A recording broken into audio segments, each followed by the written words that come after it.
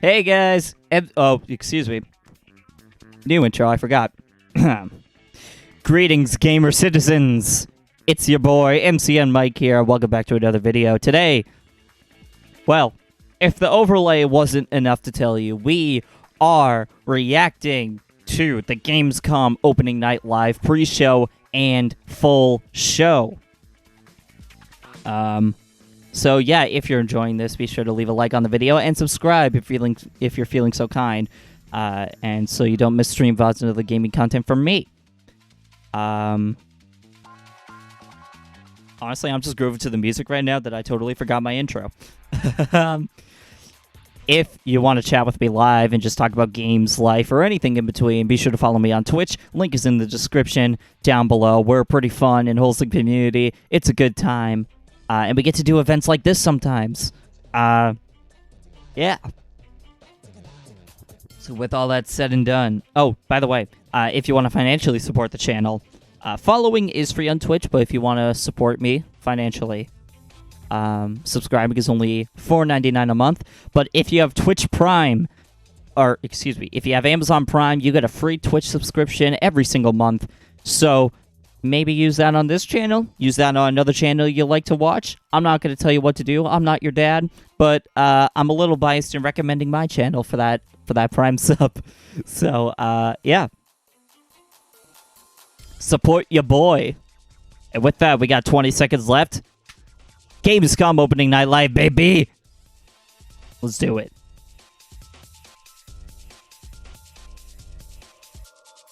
This is such a vibe. I freaking love this. This music is so good. Ghost! My favorite little poltergeist. Here we go! Let's do it! I am ready. I'm so fucking ready. Hello and welcome to the Gamescom Opening Night Live 2021 pre-show. I'm Kyle Bossman, and for the next however many minutes the screen says right now, I'm going to be hanging out with you. 22 minutes. Trailers. Talking to Jeff Keighley for a little while. Probably my boy Jeff. Up until the main show begins. Special thanks to Jeff for this opportunity, by the way. You're pretty cool, dude. Before we get started, I realize that I'm giving off a casual appearance and aura for this pre-show. But this pre-show itself is stacked. So yeah, stacked. Absolutely, you can check out. But you should know that we've got twice as many trailers this year that we had for last year's pre-show. This thing's stuffed full. So I do feel like we should get to our first as soon as possible. I will ask you very politely, please, to shatter all expectations. This is KOF 15. Oh, King of Fighters. King of Fighters 15. Cool.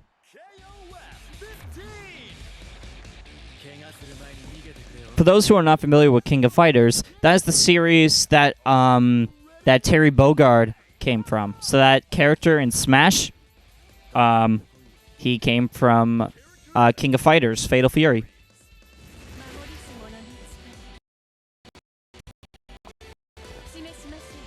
Casper the Friendly goes too. We're gonna go in 720.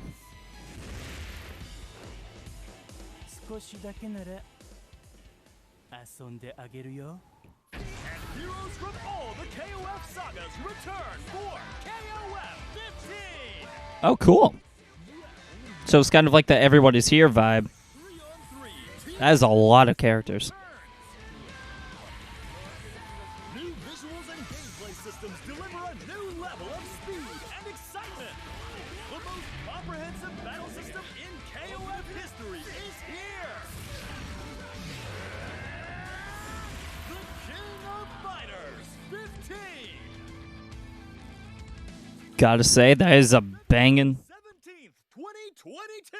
That's a banging soundtrack right there. That's a good announcer.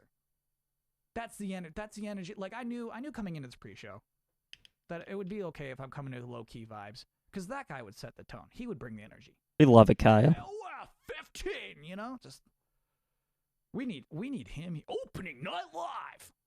I can't hit that, you know. If you're just joining us, this is the Gamescom Opening Night Live 2021 pre-show, where we're just getting amped with trailers leading up to the proper show. The cruel joke has become that this pre-show has become a proper show into itself. Case in point, we have another world premiere trailer right now. This is for a 3v3v3 tactical shooter called 9 to 5. 9 to 5. Tactical shooter. All right. 3v3v3. All right. So 9-player. Welcome to the first day of your first day united. All right then. Now that is a trailer that gets your attention.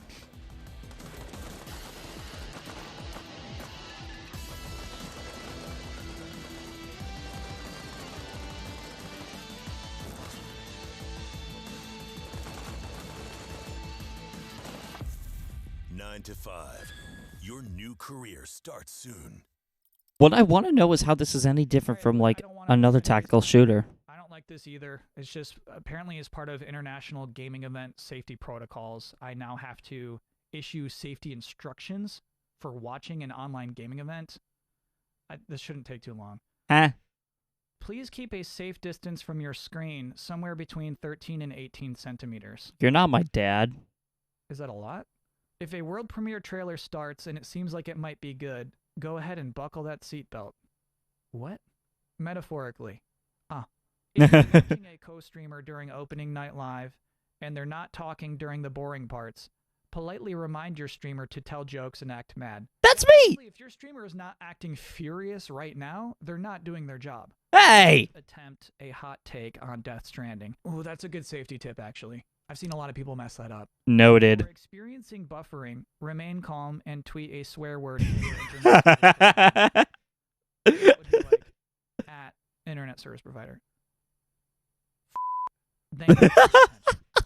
Now, you might actually have to buckle up for real. Not metaphorically. Huh? Because this next world premiere trailer is about to take you on an absolute thrill ride. I'm fucking ready. Make jokes and act mad right now. Fuck!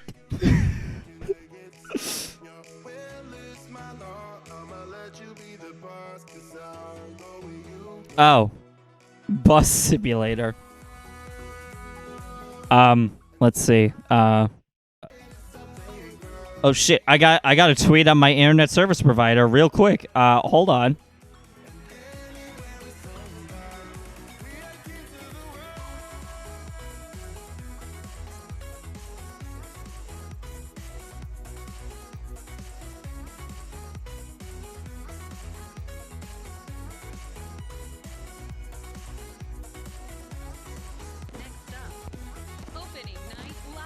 There we go.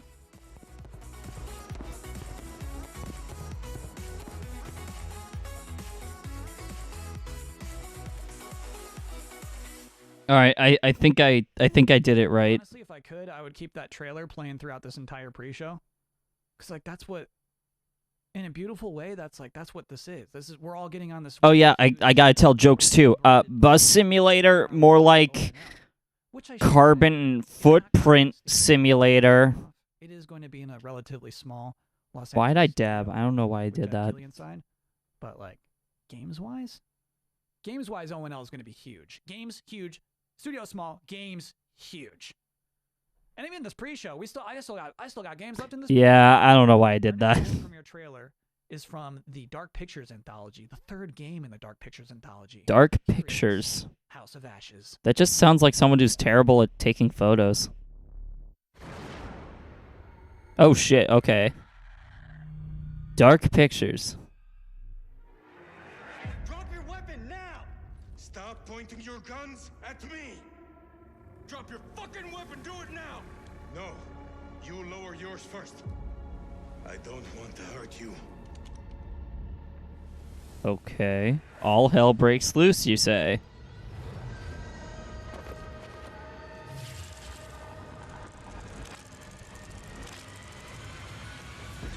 $20 minutes and 2 minutes, hours, what?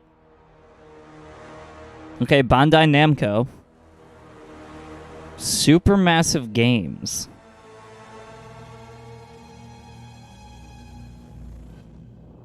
The Enemy. Over there is a demon. of your enemy. We can get through this, but only Is your friend. Halloween? I don't see any candy. Yeah. Totally misleading. I don't like it. I should be home. 23 hours? It's his birthday today. Best present you can give him is to make sure you get home today. I'm so confused. What is this whole, like, hours thing about? I'm just ahead. Over. Monsters? You alright? Or humans? Do it now. I don't know. Humans are pretty terrible. Fucking second. He's not hostile. I didn't come this far to die by a trigger. Happy American. Oh.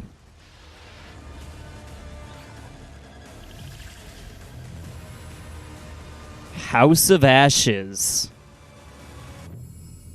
All Hell Breaks Loose, October 22nd. Oh, that is an interesting addition. I guess if you're familiar with the Dark Pictures series, there you go. I can't say I've ever heard of it. That trailer. I like the entire thing. The monster is like a shadowy mystery, and then at the very end, they're like, "You can just buy this. It's in the Pazuzu edition." Turns out it's purple. Anyway, I was wondering if you might be interested in a cosmic horror action Like a RPG. Doomsday Countdown? Oh, that would be pretty cool. Our next world premiere trailer is for Dolmen. Dolmen? An interdimensional rift. I like to think Dolmen is just like spelled like Dole Man, so it's like Pepsi Man, but it's just for like Dole fruit. I mean, that is definitely not what this is, but I feel like that would be better. Before it's too late. We don't know if this was an attack, an accident, or a natural phenomenon. But we know what caused it.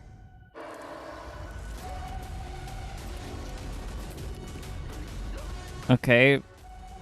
Sci-fi background with aliens. That's definitely not been done before. Oh, okay, that's pretty fucking cool. Dolmen. What even was that? I mean, it comes out next year, but like... Okay, that exists, I suppose. And now, a moment no one was waiting for. Kyle's top 10 reasons to look forward to Gamescom Open Woo! Night Live. Let's see it, Kyle. Number 10, getting to hear the phrase world premiere 40 times in one night. You would think it would get old, but it doesn't. Number 9, a musical performance by Lindsey Sterling. Oh! This year, Jeff Keighley Let's go. will talk to guests live in person. Except Nice. Please look forward to my Zoom call with Keeley later on in this pre-show. Number 7, Cool. witnessing the pinnacle of futuristic giant TV set design. Number 6, Lego Star Wars The Skywalker. Yeah! It's one of those games that, I mean, frankly, was supposed to be out by now. And then it went dark, and it's been cooking for a while, and that's what's exciting about it. Is like it's about to be Thank you. back out of the This man, he's a man of culture. like a delicious loaf of bread tonight. Number 5, that sweet fraction of a second of darkness after Jeff says, "Check this out," and you don't know what's coming next, and you're anxiously excited, but you're not sure what for. Yes!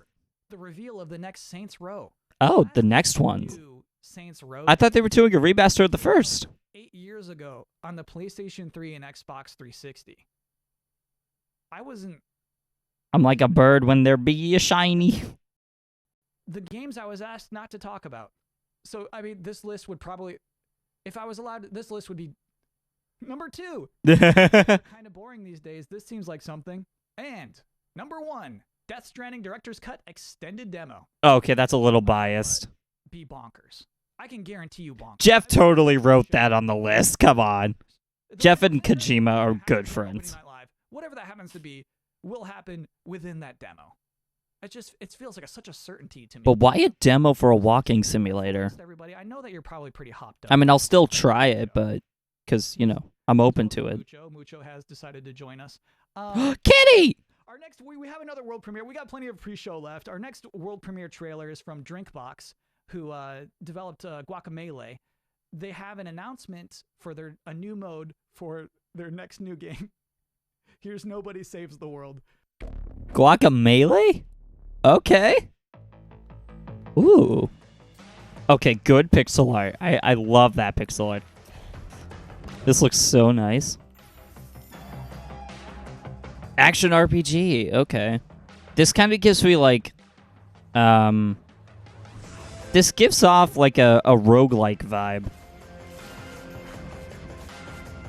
Like, I'm not saying it's like a bullet hell, but it feels like, I don't know. It looks interesting.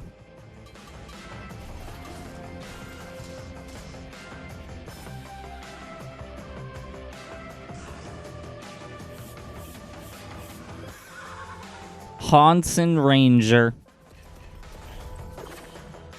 Slug Magician. Eggbot. Okay, I'm an egg robot main. My brain instantly went Stardew Valley. Oh, yeah. I could see the comparison there.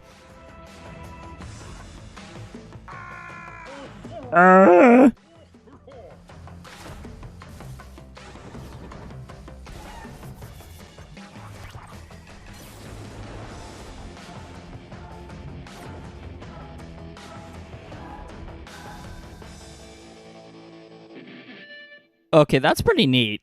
That's pretty neat. I can see that being really fun. Have the chance to sit down in this exact spot I'm already sitting to speak to the host of Opening Night Live himself, Jeff Keighley. Hello. Yeah, my boy Jeff. Kyle, how you doing? I'm doing great. Jeff Keighley, you're the host of the Game Awards. You do Summer Game Fest. You do a lot of these kinds of things. What makes Gamescom Opening Night Live unique?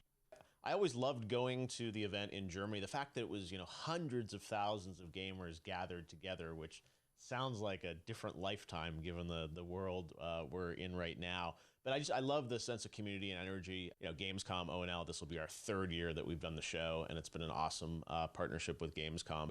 What's made it unique is that it's a fully fan audience that's watching both online and physically when we're able to do it there. Yeah, we wish we could be in Germany this year. We're not. We're doing it live from Los Angeles again. I see that you're doing Gamers with the hard G. live in person. Only when The Last of Us 2 is at Gamescom. It's going to happen. Wait, what do you mean that's... Oh, if everybody clears is what you're saying. I think people don't necessarily realize how difficult it is to put on these shows in this time. We're honored that folks are willing to come out and be a part of the show. We did a little bit of that at Summer Game Fest. And we're going to do more of that here at Opening Night Live. Whereas last year, we literally did not have anyone on the stage but me, and everyone was on video. So yeah, this is a little bit of a combination hybrid approach to stuff. And we're really hoping to be able to do more in-person stuff in December. I saw that you have a musical act booked for the show. Oh, yeah, Lindsay Sterling. Lindsay Sterling, who's going to be performing something tied to Tales of Arise, which is coming out in... Oh, Tales of Arise. I played the demo for that. It's pretty good. Our first Game Awards in 2014 in Las Vegas, so it's really exciting to be working with her again. She will be doing a little sort of song based off her sort of interpretation of one of the themes from Tales of Arise. That's so cool. Jeff, I know you put a lot of care into... It's not just trailers back to back. You make it a flow. You make this into a show. Thank you. Flow. We do really try and think through, the ordering of things. It's a good blend of kind of everything. And it's not, to set expectations, this is not like wall-to-wall surprise announcements or anything like that. It really is like updating people on a lot of the big games coming out later this year. And Opening Night Live has never really been like that. We have to save some of that stuff for the Game Awards. Jeff, have a great show. Have a great Opening Night Live. Thanks, Kyle. That's it? Really? That's all we get? Yeah, we don't get a lot. What are you excited about for Opening Night Live? Like, I mean, you're such My number one thing is Death Stranding. That you booked a Death Stranding demo. Yeah, we're really excited about what we're doing. With Death Stranding, Mr. Kojima is always up to something, and we're honored to. It's going to be like an extended look at the director's cut. He's put together a very sort of lengthy, in-depth look at different segments of the game, and I have to say, like, the footage, I was pretty blown away by what people are about to see. I mean, it feels like almost an entirely new game. It looks incredible with the power of PS5. So yes, we're honored to have some stuff from Hideo No thought, only cat in the background. Honestly, I can respect that. That is a good meow meow right there. We'll be really excited about, and just we've got like a Splitgate that's really cool, and we're gonna be in kind of season 0 for that, which is like an amazing success story of the past month. And there's even one game that I'm really excited about from a single guy in Poland, Midnight Fight Express. Which Midnight Fight Express. Awesome sort of brawler game that was teased. Nice last year indie at game. Gamescom, and Love we're that. gonna be showing kind of a new trailer of that game, which just like I don't know, it's a little bloody and over the top, but it is like so kick ass and cool that one individual. Oh sweet, I got my Twitch drop. All right, so I think it does work. Valheim, we're doing a cool Hold on a second. Let me just try to enable it from here. game, and I just I really like to be very eclectic in who's included in the show. But yeah, there'd definitely be some good next gen stuff. I've been informed from this interview. You just dropped a lot of good stuff coming up tonight. That's just like even a hint. I mean, we've got Lego Star Wars. All right, there we go. Hopefully it works. Game I see most of my Twitter feed. People are like want to hear more about that because last year. That was the last time people heard about that game was at Open Night Live. We've got an extended kind of demo playthrough of Call of Duty Vanguard. Yep, there's Call of Duty Vanguard. Let's go. Showcasing that as well. So yeah, it's a lot of stuff and definitely a few games that we haven't said anything about that'll be showing up in a cool way that we're not promoting in advance. It's a big show, right? It's like 2 hours of stuff. So lots of games, but it's an honor to be able to do it. And I really hope next year we'll be back in Cologne with, a bunch of fans together and developers. I'd love to go to Gamescom someday. I hear it's like one of the coolest events around the show and hopefully have a good time. And yeah, we'll see everyone live on stage shortly for Opening Night Live. Thanks, Jeff. Break a leg. Thanks, Kyle. The big show, Gamescom Opening Night Live 2021, is now just minutes away. But you might be surprised to hear, I still got plenty of pre-show gas left in this tank. Let's go! Trailers. Our next world premiere trailer, by the way, I'm still thinking about that ONL bus. Our next trailer is for a rhythm combat game. Here is Soundfall. Soundfall. Alright, you have my attention. Kyle, if that's even your real name. Which I think it is. Okay, art style already has my interest.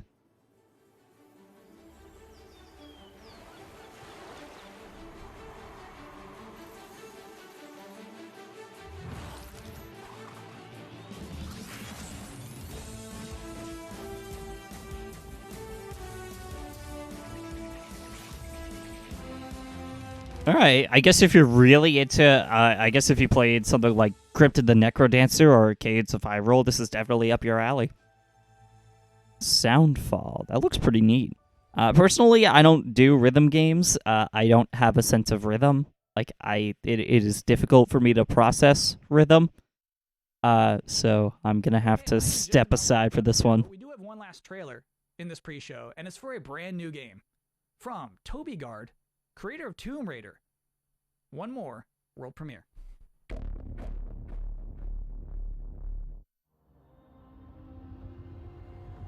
From the creator of Lara Croft.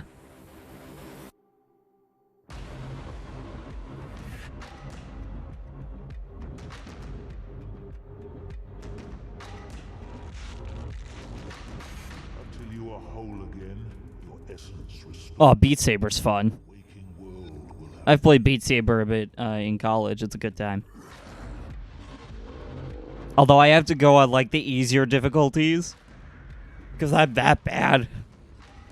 Also, yeah, pretty game. Dream Cycle. And with that final appeal for a wish list edition, I'm officially out of stuff for this pre-show. Thank you so much for hanging out and watching trailers for me. Thanks, Kyle. You're a pretty cool dude. Mucho's back. Mucho is ready for Opening Night Live. You can see seconds away. I hope you enjoy that show. I'm Kyle Bossman. Thanks for watching. What a good lad. Yo, that stage, though! Around the world, I'm Jeff Keighley, and welcome to Gamescom Opening Night Live, a preview of this holiday's biggest games and a sneak preview of what lies beyond. All right, let's go. 2 hours, we're going to announce new games, show you the first full gameplay demo of Call of Duty Vanguard alongside star Laura Bailey, get the first new look in a year at LEGO Star Wars The Skywalker Saga, get an update on Death Stranding Director's Cut for PlayStation 5. He is a stylish man. Story trailer for Far Cry 6. Plus, we're going to find out who's in that super monkey ball and so much more. Please? Who is in the ball? Who is in the ball? Lindsay Sterling will join us to perform one of the themes from Bandai Namco's upcoming Tales of Arise. Now, all told, more than 40 games Monkey. It's funky monkey time. To smaller independent titles, including one game made by a single Everyone's coming in. Hello, people. More than anything, you walk away excited about the future of games, no matter where or how you play. Now, before we start, I just want to give a special hello to everyone in Germany, the home of Gamescom. We really hope to see you in person in 2022. But now it's time to get on with the show. Let's do it. With the global announcement of a new game. Whoa! Let's go! New game. Let's do it.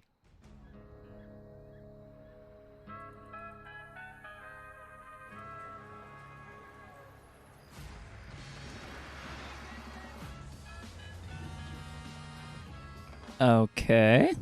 Got eyes on the buyer? Yep. Here it comes. And I got the dealer. The audio for the feed is a smidge quiet. They're here. What about now? I sure do. Was that a gunshot? Yeah, they shot the dealer. That was a gun. So unprofessional. There's a lot of them. Can we do this? We can't afford not to. Nina, you good? Yeah, let's do it. Great. Whenever you're ready, Kevin. What are you guys thinking for dinner tonight? How about my world famous chili con carne? Why are games pretty? That is a good question. Hey guys, what you got in the? Oh, stolen Marshall MDI-101 M9 multi-rocket shoulder launchers. Nice.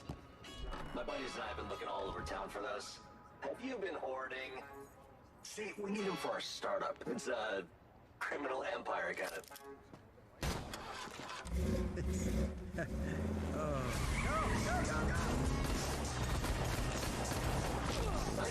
Yeah, this is definitely a CGI trailer. Yeah, I saw the helmet go ooh too. I saw that. What kind of game is this, though? Like, they're stealing a car?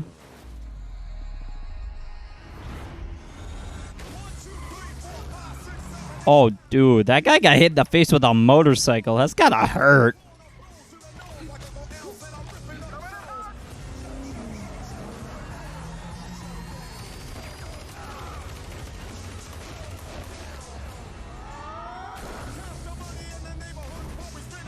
Okay, so that was a lot.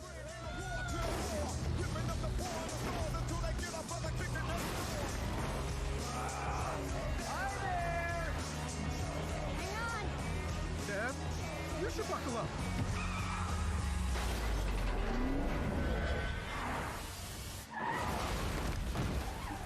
Now that's a lot of damage. Here's your order. It's called the Shooty Shooty Bang Bang. The color-coded gangs make me think Saints Row. Kevin. We are getting a new Saints Row, so maybe this is what this is. Hey, asshole! Get the fuck away from my friends. Okay. Let's go. We love that. We love that. We love to see that. Hey! Saints Row. Oh, wow, February. So is that like a new Saints Row, or is that like a Saints Row remastered? Self-made Saints Row? Like, what's up with that? There you go, the next Saints Row. And joining me now is one of the stars of Saints Row, Bryce Charles. Bryce, welcome to Opening Night Live. Thanks for having me. Full reboot. Oh, hell yeah. We just want to know, what can you tell us about the new Saints Row? We see you there behind us, right? Your character. Yes. Well, before I get into all that, I have to say I am just so excited to be here, and I am incredibly proud and honored to be a part of this game and to work with the Volition team. And speaking of Volition, and getting back to your question, I can tell you that Volition took a really fresh approach to Saints Row this time around. I think it's evident by that awesome trailer that they went back to the drawing board and essentially created everything from scratch. We got new characters, new city, new gangs to take on, the whole deal. So I play the boss. That's the character that the player becomes. And the boss, along with their 3 friends, Nina, Kevin, and Eli, the whole group right there. The whole gang. Gang's all there. Their own criminal empire, to be self-made. That's their whole mantra, right? Basically. Oh, so that's what self-made. That's what the self-made meant in the title. The city, we can see it behind us. Tell us a bit about this city. Where is it? What is it? Well, Volition created this brand new, super vibrant, awesome fictional city called Santo Ileso. It's set in the American Southwest, and this city is just absolutely riddled with violence and crime, and you're thrown right in the thick of it, right off the bat, driving, shooting, fighting, you know, just hustling your way to the top, whichever way you choose. And it's really looking like Santo Ileso is the biggest and best Saints Row playground that they've ever created. It's really awesome. You mentioned super all cool the activity in the city. Obviously, we have to ask about gangs, rivals. What can you tell us about the action in the city? Right. Well, we have 3 main gangs, and they already have a really strong hold over Santo Ileso. And one of them, Los Panteros, you actually saw in the trailer just then. And all of the gangs are incredibly dangerous, but that goes without saying, right? And they're really strong, and they're all really different from one another. Can't say I've ever played a Saints Row, but this looks pretty good. From one another, and the point is, which I think Oh, past Saints Row games were more of a Midwest and Northeast. to reach your goals. Northeast. So was there like a Saints Row in New York or something? It's like, but we want to see the game. Yes. Bryce, you got anything more for us? Yes, I actually do. I've got another exclusive for y'all. You know, got to keep everybody hyped for this reboot. Let's go. Okay, so it is a reboot. What the game actually looks like. So buckle up and get ready. Yeah, let's see some gameplay. Let's go. Amazing. Bryce Charles, thank you so much for joining us. Here it is, a little sneak preview of the gameplay of Saints Row. Let's get it. Where all our dreams come true. More of a Pittsburgh? Oh, okay.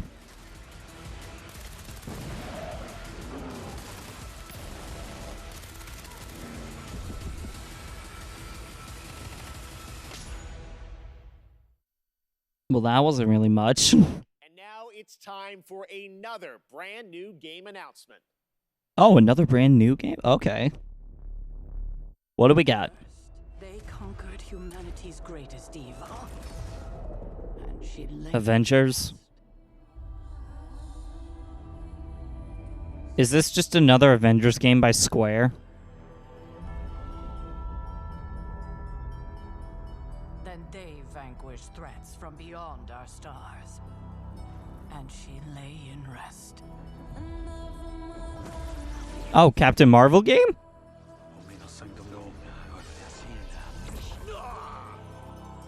If you'd be so kind.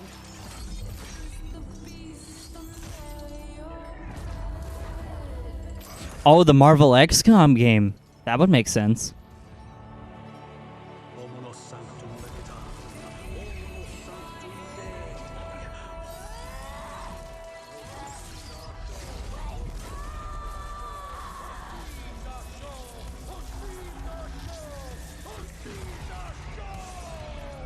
Oh, wait, Wolverine? Hold up. Now our nightmares have come for us. And she must awaken.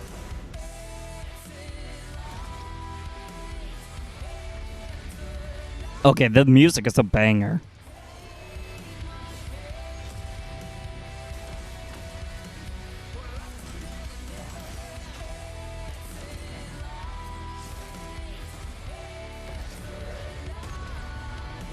They even got the Runaways. Oh, that's who those were. I knew those looked familiar.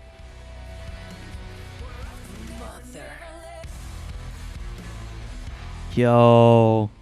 The Hydra emblem. Let's go. They got the X-Men, I think. I think that's what Wolverine's from.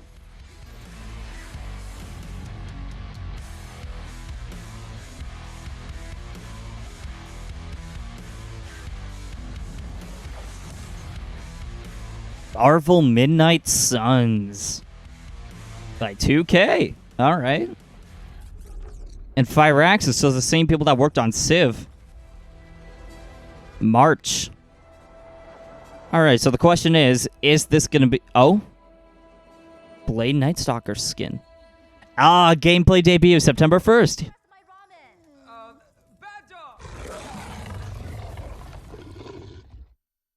You don't fuck with another man's ramen. The next Marvel game has been revealed, and joining us. Oh, Firaxis is the XCOM people. All right. Is Jake Solomon from Firaxis. All right, so this is just 100% the Marvel XCOM. All right. That has now been confirmed. Marvel, as well as some new faces. Who was that character being resurrected, and how does that tie into this game? Thank you, Jeff, and we're very excited to finally be able to talk about this. That character that you saw resurrected is the Hunter. That's an entirely new superhero that we designed with Marvel to be fully customizable, so the player can put themselves into Midnight Suns and lead all those heroes. Wonder if they're gonna put that character in the cinematic universe at some point. The Mother of Demons. I love you made a new superhero. Now, many fans are familiar with your work on the XCOM franchise, so I'm curious. Everyone wants to know, what's the style of gameplay? What kind of game is this? Midnight Suns is a tactics RPG. Yep, there it is. You're not just fighting alongside all these legends of the Marvel Universe that we all know and love, but you're actually living alongside them. And That's so cool. That you form with those You have my interest. Are as important as the items You know, Firaxis, bring into combat. hit me up. I have a business email and all that. Syndicated by inbox. Game coming out March 2022. All right, I love we get to see more soon. Jake, thank you so much for joining us today. Well, thank you, Jeff, for having us on Opening Night Live. To hear more Good announcement. IGN's post-show and the gameplay reveal on September 1st. Now, last week, Call of Duty Vanguard was There it is. COD Vanguard. And this weekend, the PlayStation Alpha will be live with the Champion Hill mode. But now it's time to get the first ever look at the campaign in action. And to do that, we are joined by Dave Swenson from Sledgehammer Games and Laura Bailey, one of the stars of the show and the winner last year of Best I agree. Performance at the Good Game balance. Awards. Great to have you guys. Laura Bailey! So I love her work. into the real gameplay. But first, Dave, you guys did Call of Duty World War II a couple years ago, 2017 at Sledgehammer. Now you're going back to WW2. How is Vanguard different than what you did before? First of all, I gotta say it's awesome to be here. So thank you so much. Thanks for coming. And it's also like it's super, thrilling to be able to represent the team behind Vanguard.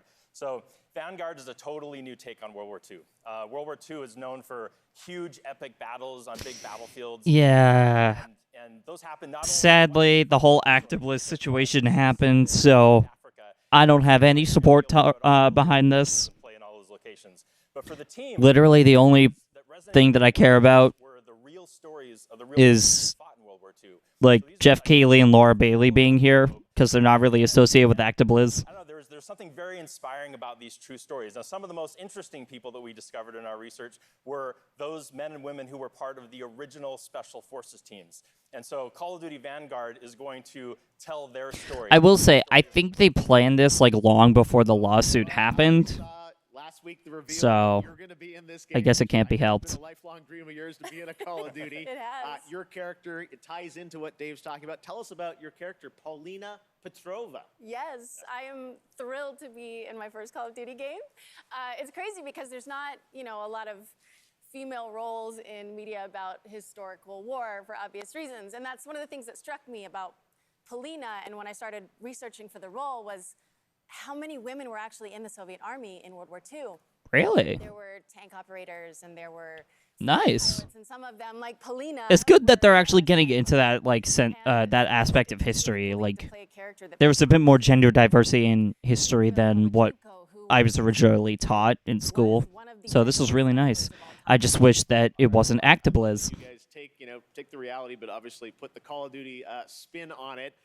Let's talk a bit about what you guys are going to show today. I know, Treyarch's working on zombies. You guys are working on an awesome campaign. We saw some multiplayer this weekend, but now we're going to do kind of a full level playthrough of a bunch of stuff in the game. What are we about to see here today? That's right. So as I mentioned earlier, the Vanguard campaign is telling the story of the birth of Special Forces. And that leads right into multiplayer. On day one, there's going to be 20 maps so that people can go in and play their favorite Special Forces operators, one of which is Polina Petrova. There you go. And so what we're going to show today, which we're really excited to show, this is gameplay. This was captured in... Make jokes and act mad right now. I'm like internally pissed, mostly because of the lawsuit. I don't really have much to say here. In April of 1945. And as much as I want to make jokes about this, I feel that it's not my place. And so what we're going to see right now is Stalingrad. We're going to see Polina in Hard to hear her as anything other than just Laura Bailey, yeah. when Stalingrad was invaded by the Germans. Laura, any setup here for what point in Paulina's life or character arc we're going to see? Yeah, I mean, at the start of the game, you really see her as a total badass. You know, she's no nonsense. Nothing rattles her, and that's not an act. She's seen it all. She's looked the devil in the eye and said, "I'm coming for you." And in this, we love that. You get to see what makes her become that way. You know, she's bright and almost innocent in her outlook, and shit happens. Well, it's about to happen right Love here, that. guys. Thank you so much for joining us. All right, and that was the best part about the Call of Duty showcase, because honestly, I don't give a fuck about the rest of this. Fuck Activision. I'm gonna say it right now.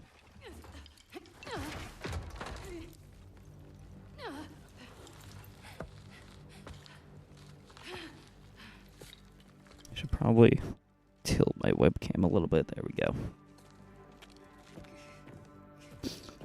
I'm just thinking about what could have been if they just weren't such a shitty company.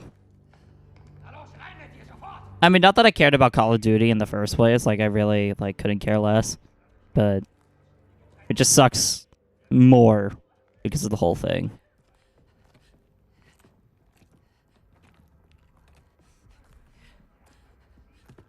So yep, it's walking and crawling.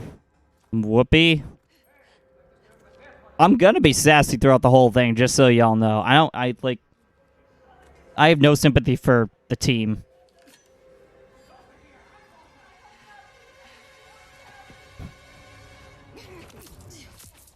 Stabby stab.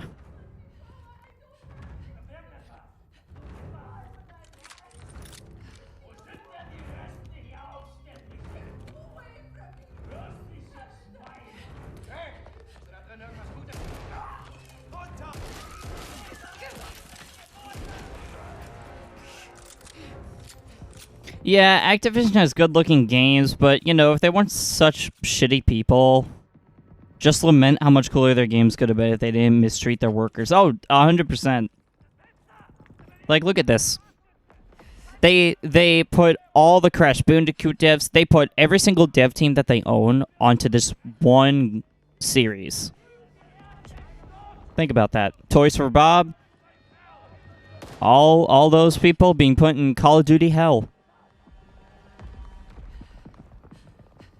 You know, welcome to the segment where we give Activision shit.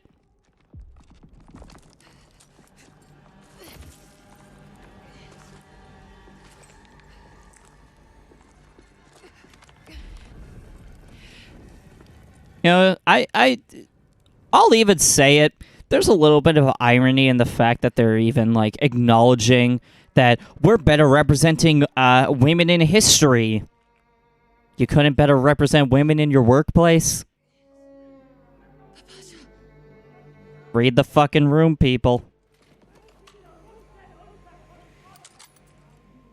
I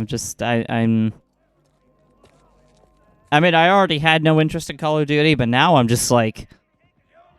I'm just taking this as an excuse to give shit to Activision. Like... I'm watching my invisible watch for whenever the hell this is going to be over because I really just don't care about the company. Like, I'm sorry to the employees that worked hard on this game, but also, like, I have no sympathy.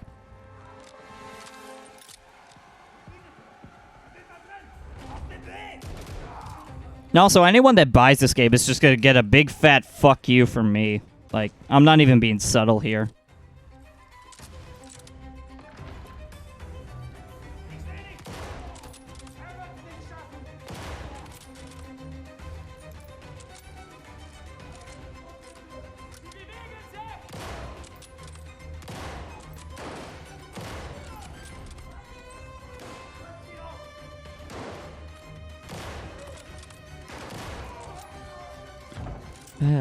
Well, this sure is a showcase, I suppose.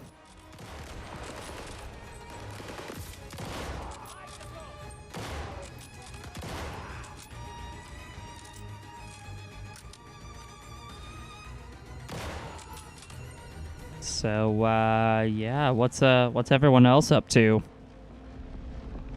How are the kids?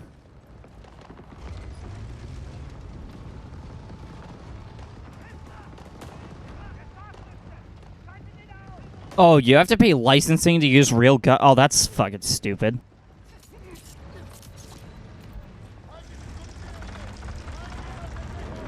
Exactly, creators are people.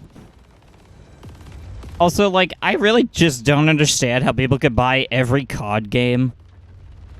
It's the same shit. Like, I know it's an old, tired argument that all Call of Duty games are, like, the same, but, like, fundamentally speaking, like, World War II again, big fucking deal. Like, oh, now you're in Stalingrad, whoop-de-doo.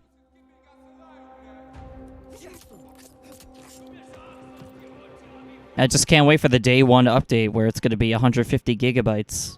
Because even though ActiveBliz likes to put mental strain on its employees to work on the games, they're still not going to be able to have it in a finished state by the yearly release window that they're hoping for.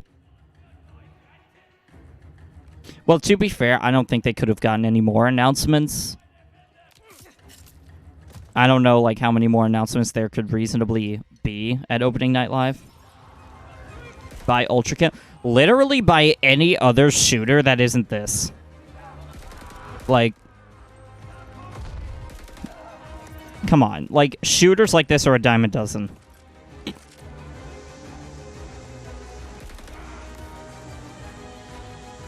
Yeah, shoot, shoot, bang, bang. You really do. You really do be going like that. Were you even getting, like, a prologue to this shit?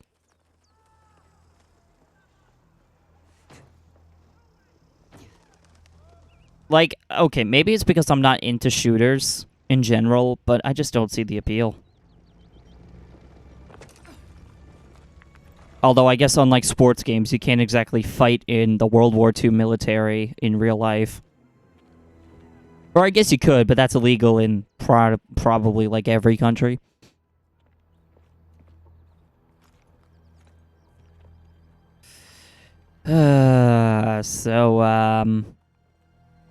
This sure is a game, huh?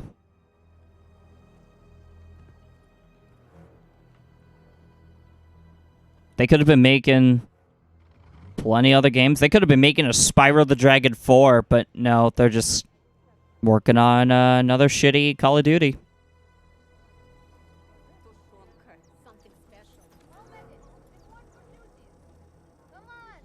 Yeah, like, I understand appreciating history.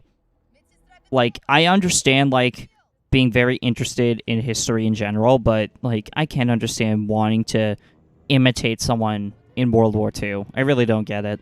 Maybe if COD fan could explain it to me, but...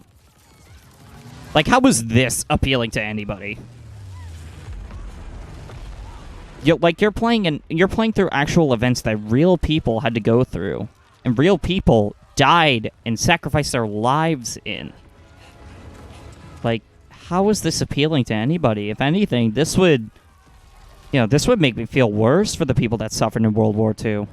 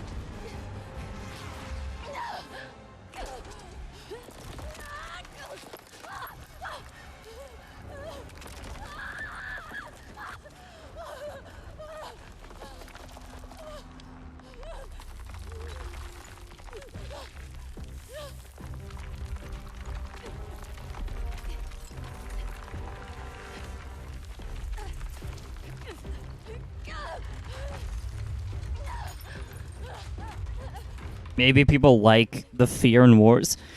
Guys, the PTSD is so realistic. I actually feel traumatized. I don't know. I have a few friends that play COD, so maybe they can better explain it. I would imagine they had to do some historical research.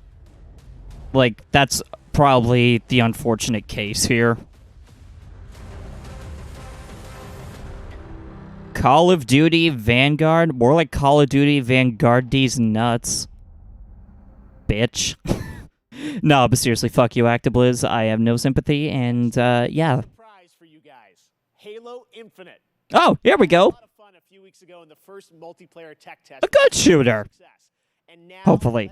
Is 343 Industries, like, any better than ActiBliz? I hope. Like, can we actually, like, reasonably be excited for Halo over Call of Duty? Like, is that a thing?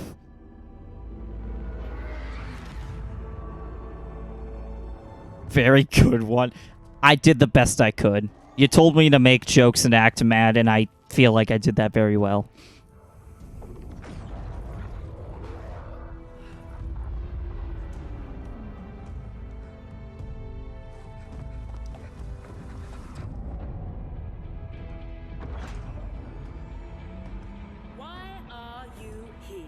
I don't know. Oh. Well, there we go. Answers that question. Why are you here? I don't know. Existentialism? The song? I heard it. I heard the song. I'm sorry, I love that meme way too much. What is a Spartan? Have you tried Wikipedia? A Spartan is a symbol. Oh, well, that's good to know. Hope where there is none.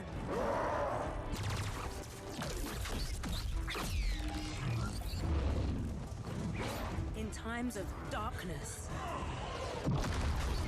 we are hope. Well, this looks really good. I've personally never played Halo, but I can understand the appeal of it. It looks a lot cooler than, say, other shooters. You know what I'm talking about. And together we are unstoppable. So, like, who is this character? Like, she doesn't have the armor, like... I'm assuming she serves, like, a big story purpose? Oh, I guess... Is she the commander, or... Good. Who's first? I mean, either way, this looks really cool. Yeah, the Halo armor designs are pretty solid. They always go expensive. They always go nuts with the CGI, yeah. The head of creative for Halo Infinite. Hi, Joseph. How you doing? See, now Halo Infinite has my support. Thank you so much for coming down all the way from Seattle. I know you guys are working very hard on the game, but you made the trek to Opening Night Live, and it means a lot to us. What did we just see there? So that was the introduction to Halo Infinite multiplayer's first free-to-play season, where you'll meet Commander Agrinia, the leader of a whole new generation of Spartans. And Agrinia is a key character as you begin your own personal Spartan journey that will continue from season to season. Well, it looks great. Speaking of multiplayer, the tests, I was playing a couple weeks ago. Tons of fun. I know. Did you play? Yes, That's and the great. team had, I think, a lot of great feedback from the fans. It's real, and I think everyone wants to know, how is development going on the game? Yeah, well, like you said, we started flighting our multiplayer earlier. Do we know how long this is scheduled to last? Are we talking about the Halo Infinite segment or the entirety of Opening Night Live? And I just want to thank everybody for jumping in and playing. At the same time, we're putting the finishing touches on our most wide open and adventure-filled Halo campaign ever. Yes. And today, I would like to announce that Halo Infinite's campaign and multiplayer will launch together on December 8th this year. Let's go! It's real. There Coming it is. this holiday, just as you promised. Well, I know you and the team have been working so hard. to land this, an exciting campaign. So the entirety of Opening Night Live is supposed to go for 2 hours. So it's supposed to end around 4 p.m. 20th anniversary of Xbox and Halo, right? That's right. Really? And 20 years. 20th anniversary, we might have something a little special up our sleeves. Oh, okay. Well, shall we take a look? Why don't we? Nice, let's do it. Get ready.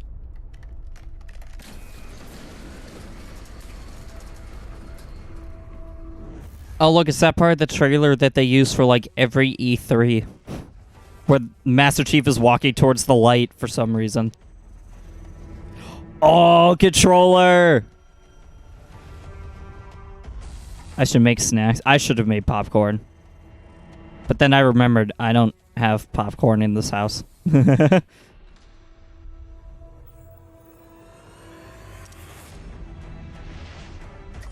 looks fucking sick. Not gonna lie, I would buy that just because it looks cool.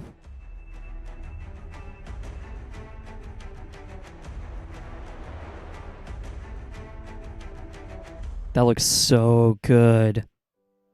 That's some controller. Yeah, definitely. Now, Jeff, yes. It wouldn't be an anniversary celebration if we didn't do one more thing. Oh, there's more. Just one. Okay, here's the last thing, I think. All right, Jeff. What is it? Take a look at this. I'm not even a Halo fan, and I'm excited.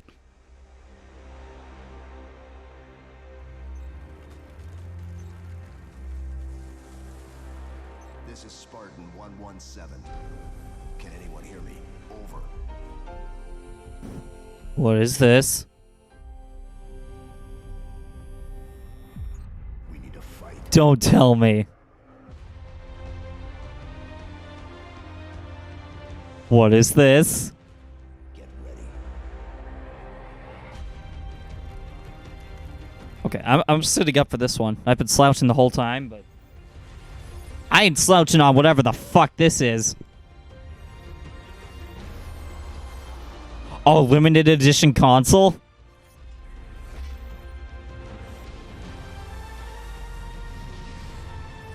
Yo. This looks so sick! That looks so cool! I almost want one. That looks awesome. The piano. The piano in that trailer is fucking beautiful. I love that. Okay, next up, it's That was time for awesome. Another brand new game announcement. An unholy but adorable union between developer Massive Monster and Devolver Digital. Devolver. Roguelike action adventure is set in a super cute and undeniably dark world. Coming next year, here is the exclusive reveal of Cult of the Lamb. What? Anything Devolver has my attention, like, immediately.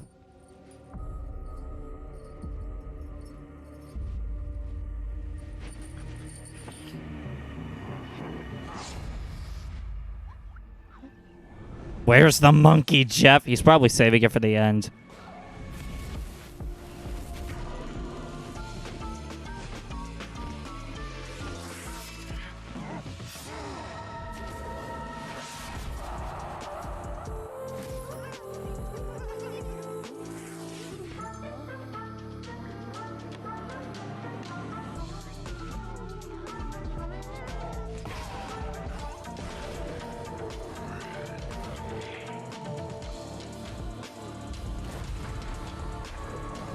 Yeah, what is this? It looks pretty good. Cult of the Lamb?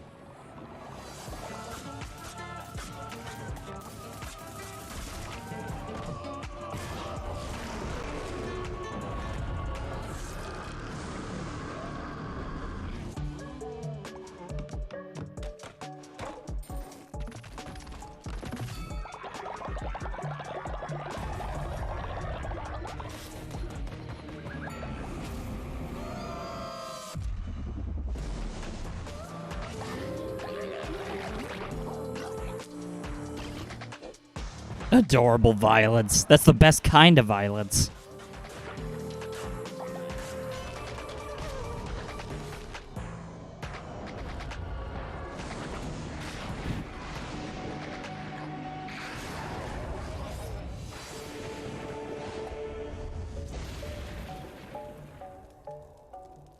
So I just have, like, one question. What the...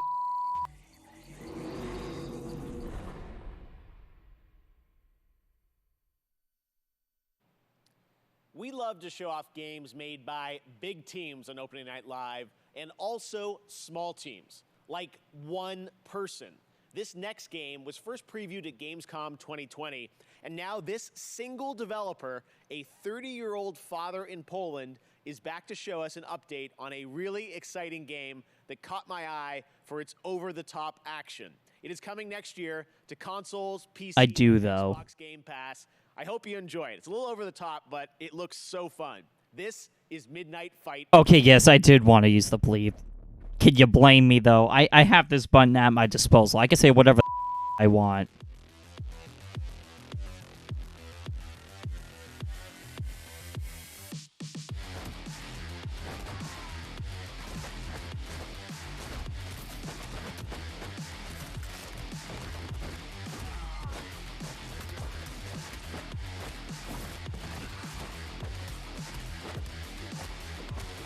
So, okay, so it's like a beat 'em up.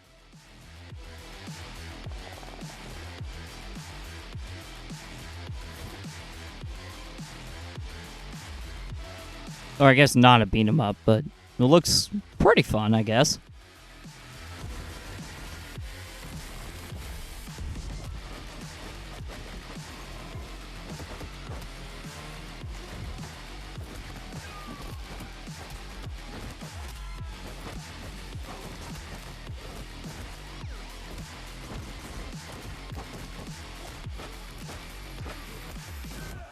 Remember, no Russia. That reminds me of like the Captain America scene where like he's with a bunch of Hydra people in the elevator and he has to fight them all off. That has like the same energy. My pizza. I got my manhole. Yes! Shredder's Revenge! MNT Shredder's Revenge. I knew this was gonna be here. Earlier this year, this game captured our imaginations and hearts with its reveal, bringing those righteous ninjas to PC and Nintendo Switch in 2022.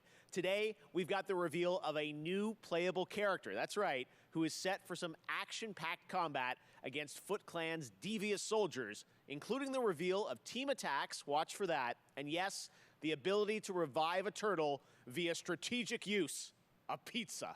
Ah, hell yeah! Pizza! I endorse this just because I'm Italian.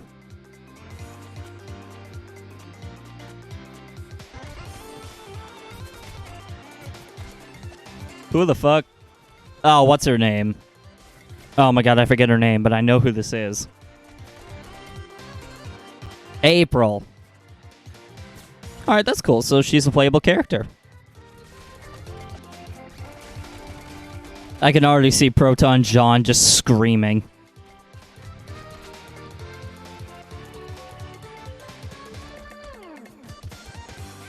That's April, you ding. I never watched the show, I'm sorry.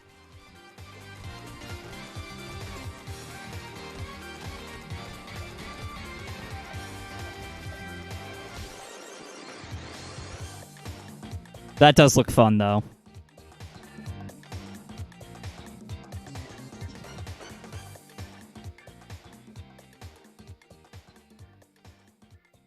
Well, I guess if she is as important as you say, then I guess it makes sense. That looks so fun. Here I am happy to welcome Natasha Becker from Webedia as our co-host, who will be updating you on all things Gamescom, including the Gamescom Awards and what's in store for fans at Gamescom Digital. Does everything have awards these days? Einen wunderschönen guten Abend aus Deutschland. Hello and greetings from Germany. I'm Natasha Becker and I'm super excited to be here hosting this show with you, Jeff, even though we are thousands of miles apart.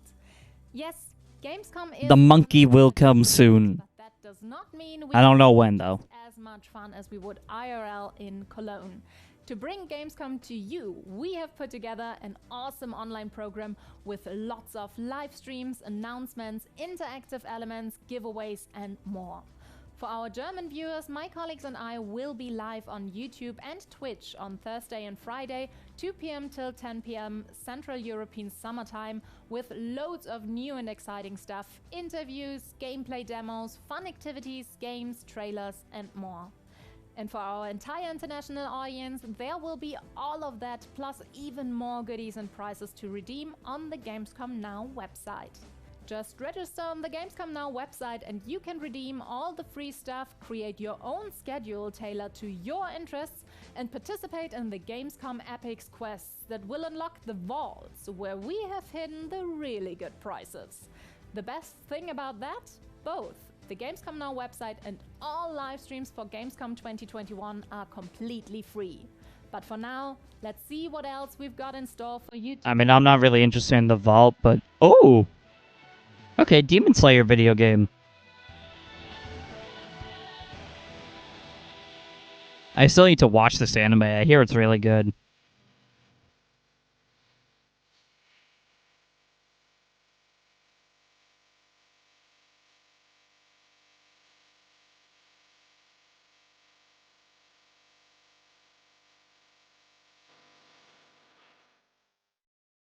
Alright, well, I guess if you're into Demon Slayer, not that far away. Question for disabled players. And now, thanks to the hard work of game developers and disabled advocates, more and more the answer to that question is yes, you can.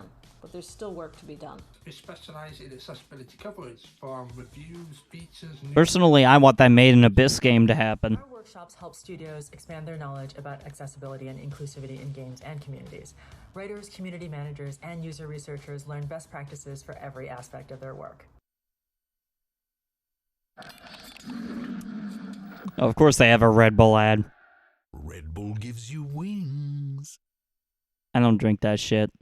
Up next, Monkey! Sega franchise celebrates Monkey time! of Monkey Magic when Super Monkey Ball Banana Mania launches on October 5th. As you've probably seen, It is funky monkey time. great guest characters in the release, including Beat from Jet Set Radio, Sonic and Tails, and someone else who is set to join the Monkey Don't forget Kiryu. this year. Check this out. My bet is on Persona 5 Joker.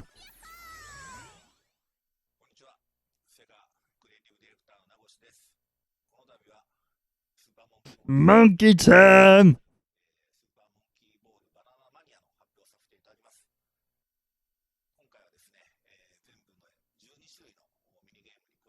Alright, so we're looking at the party games. Alright. I've never played Monkey Ball, but I hear it's decent.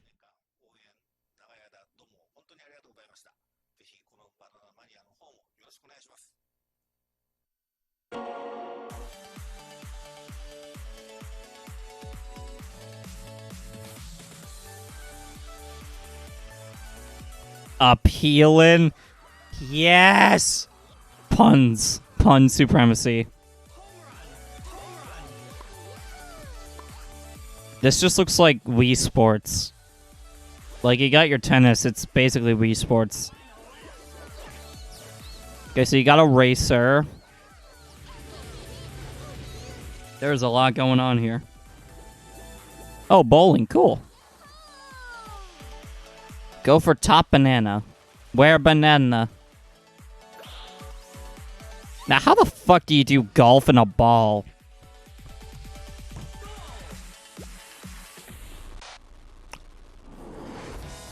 I cut. What? I mean, I figured that was plausible, but Morgana? Okay.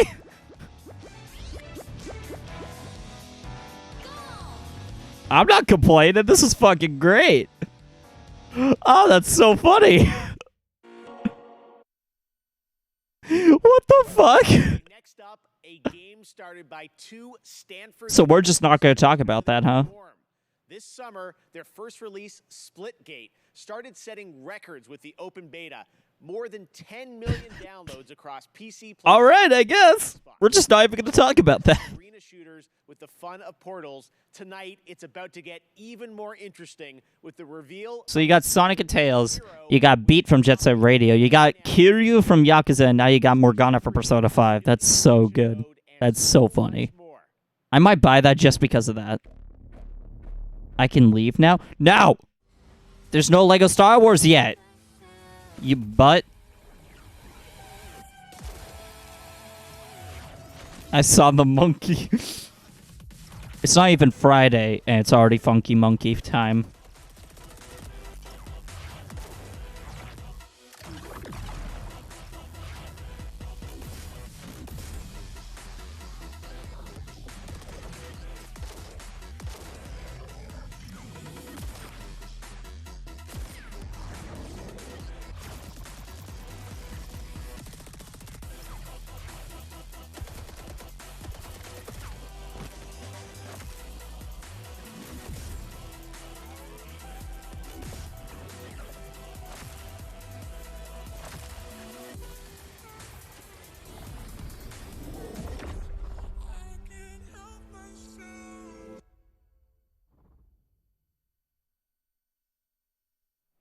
And now, here's a brand new look at Riders Republic from Ubisoft.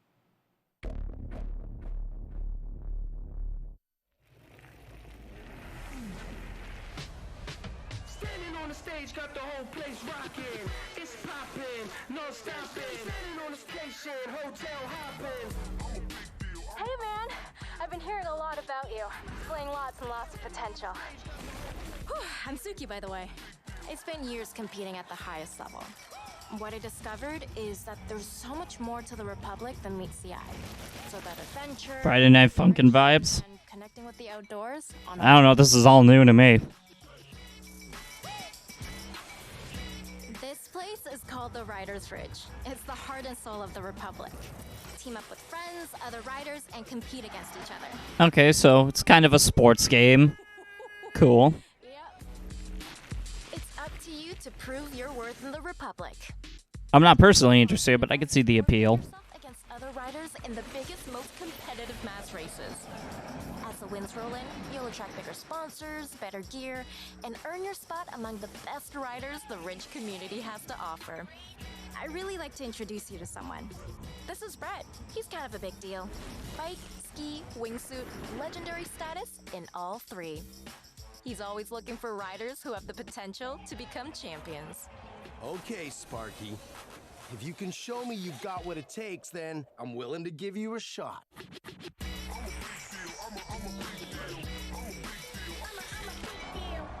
It's now time for you to win more than gold. Don't worry. Platinum? We got your back. Now go get him. I mean, Platinum comes after Gold if PlayStation is any indication.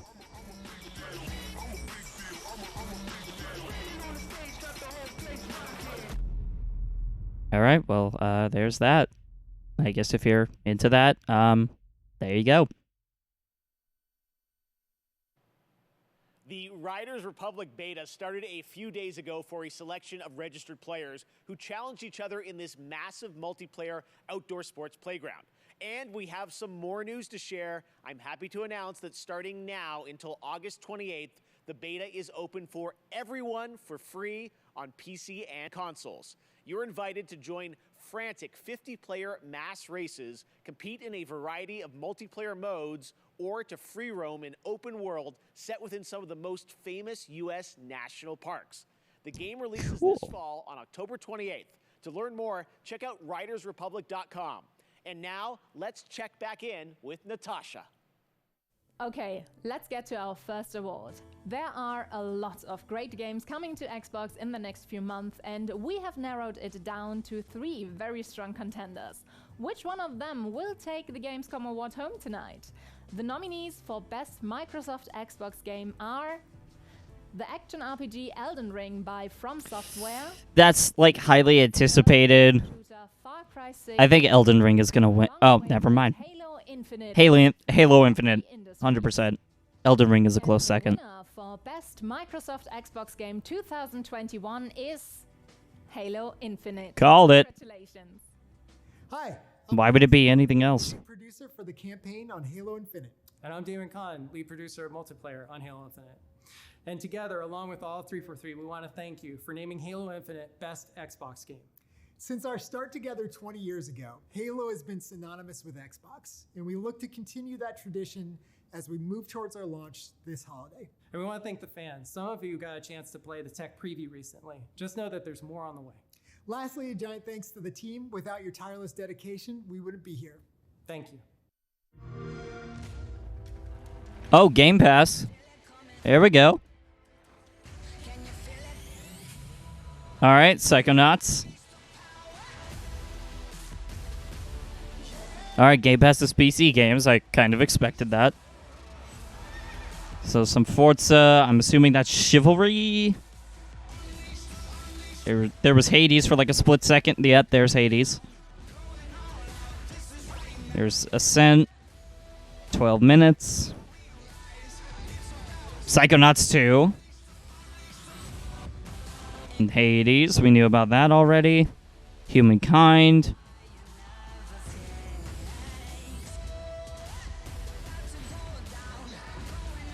Back for Blood. Cool. I've been hearing good stuff about that. Age of Empires 4. Forza Horizon 5. Scorn. And Halo Infinite. So Halo Infinite is confirmed to be on Game Pass. Plague Tale Requiem. Slime Rancher 2. Can't wait for that one. Replaced. Redfall. Victoria 3. Stalker 2. I'm not even familiar with most of these games. Atomic Heart. Starfield, whenever that decides to exist. Imagine if they throw Cyberpunk 2077 on there.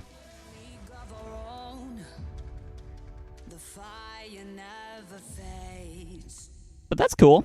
Plenty of good PC games on Game Pass, so it's always expanding, it seems. Red Bull gives you wings. Century, Age of Ashes. What's this all about?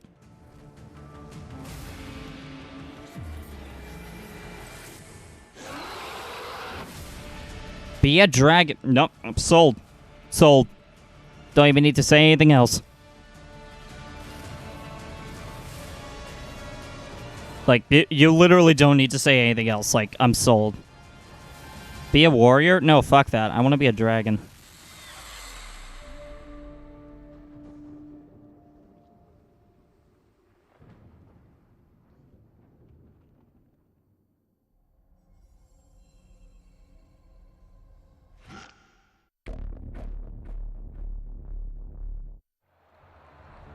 Strikers Inc.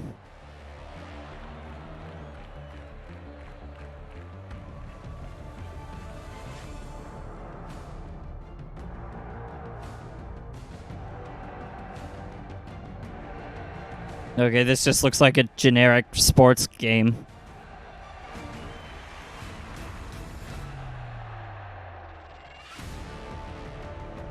Yeah, the UFL. Okay.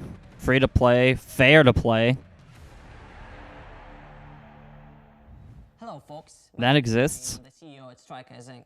Our studio has been founded to change the world of football simulation games forever. How can you change the world of football? Online football league that will be available for free on all major console platforms. The key to success in UFL is your skill on and off the pitch. That's what we call fair to play gaming. Can't wait to share more, so stay tuned and have a fantastic Gamescom experience. How can you revolutionize soccer?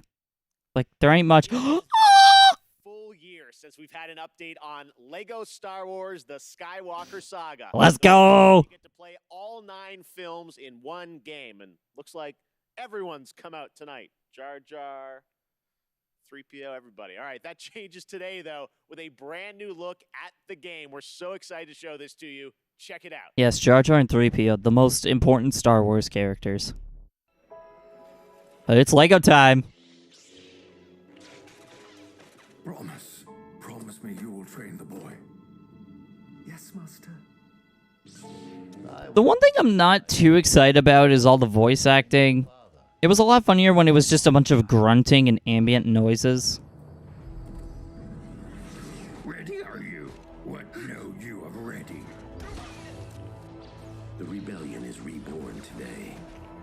The war is just beginning, and I will not be the last Jedi.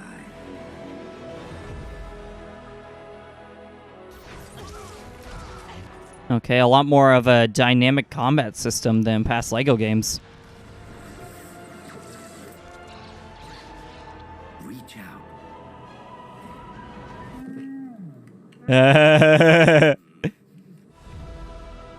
I like that. Ooh. Okay, fast travel.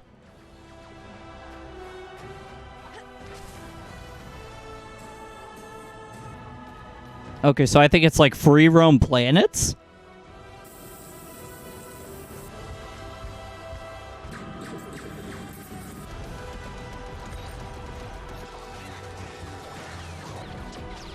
LEGO comedy is top tier, I agree.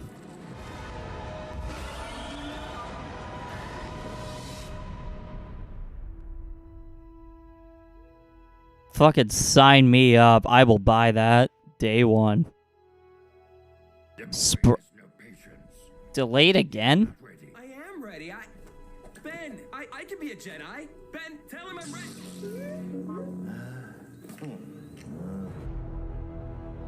Alright, Switch, PS4, PS5, and Xbox.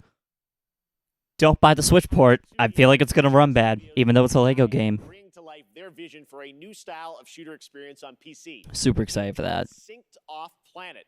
It's a new kind of companion shooter where teamwork and tactics are important, but so are the enemy nanos you can weaponize and have fight on your side. Tomorrow, I'll be hosting a special Gamescom showcase with lots of in-depth info on Synced Off Planet. But right now, here's the re-revealed trailer for Synced Off Planet.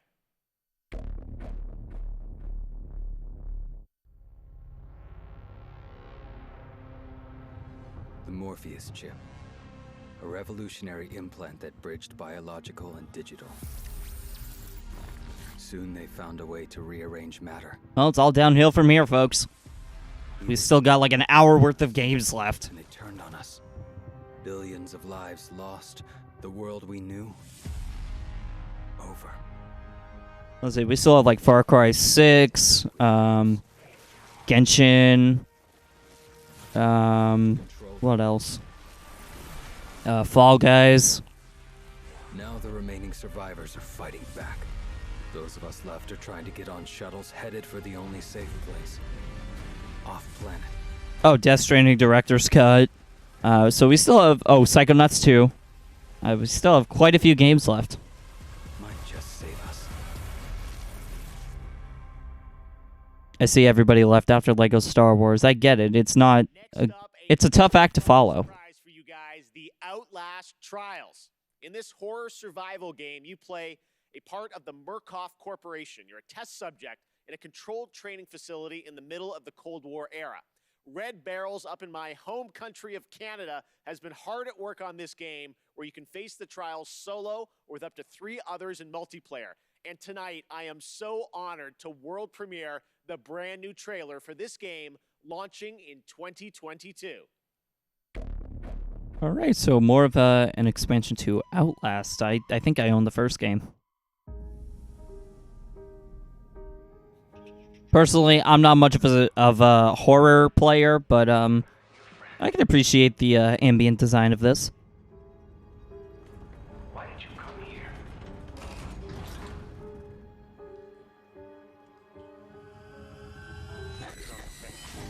You presented yourself as able-bodied and eager to make improvements.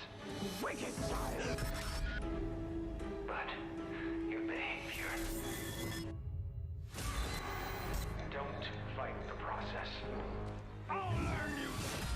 We're all working to unlock your potential. You can't hide from me. Your new self.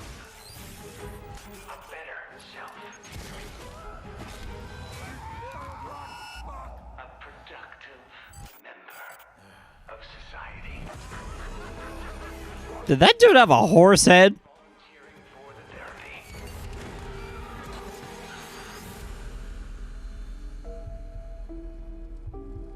We are all going to get better. Together.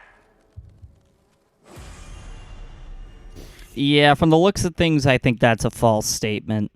But cool. Outlast Trials in 2022. When I think Trials, I think like Saw. We're going to head into the creature-collecting open world of Dokkaev from Pearl Abyss in South Korea. Dokkaev. Vibrant world looks absolutely beautiful. What you're Creature collecting, an accent E in the name. adventure experience where you befriend these adorable beings that gain strength from people's dreams. I don't want to say Pokemon clone. I feel like it's a bit too early to judge, but I can already see a few similarities.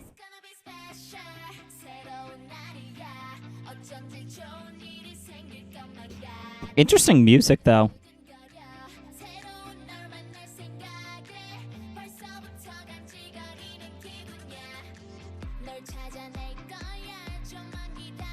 Battle Beans.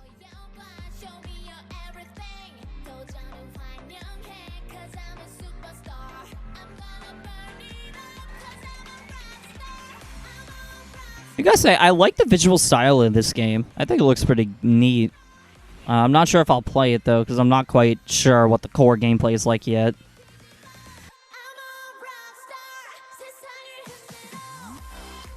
Who the fuck?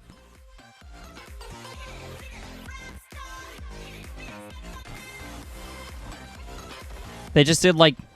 They were, like, throwing gang signs and suddenly transformed? What was that all about?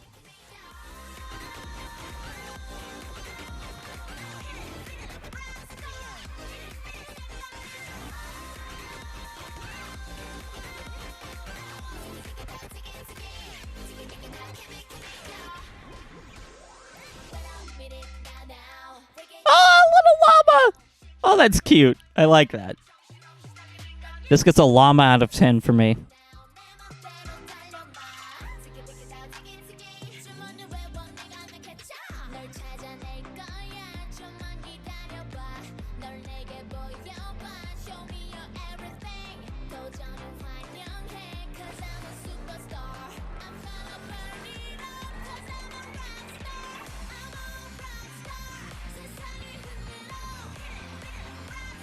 That is an interesting animation.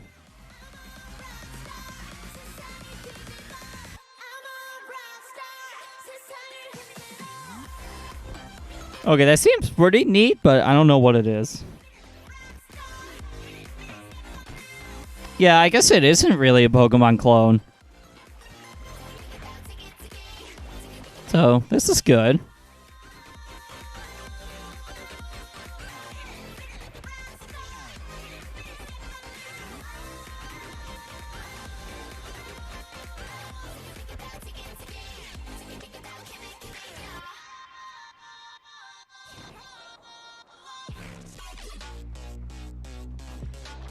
I don't think I'm 100% sold on this, but this is definitely on my radar now.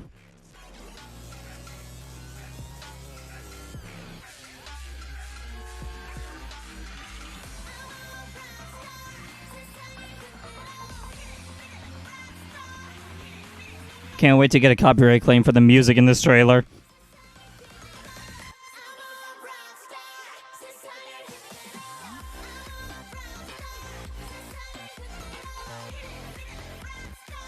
I'm just wondering, like, how the creatures are summoned and, like, what all that transformation business is all about. Like, they're not explaining that at all.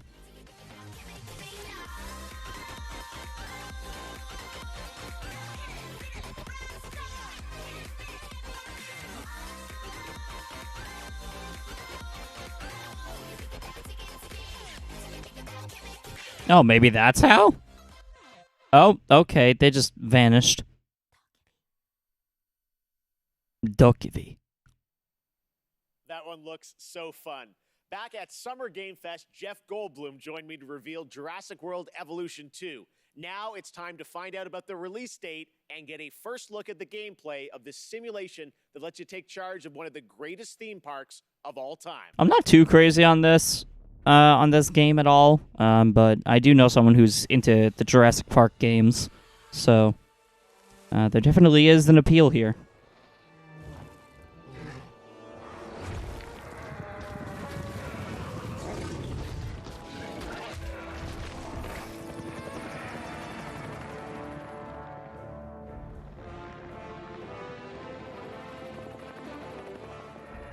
Also, apparently the Morgana thing in Super Monkey Ball Banana Mania is $5.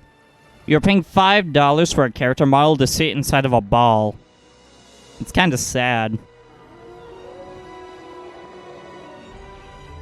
One of the greatest theme parks of all time. Okay, well, does Disneyland have creatures that can literally eat you alive? I didn't think so. I mean, can you even call it an amusement park if you don't have to worry about dying? It's only a true amusement park if death is lurking in the corner waiting for you.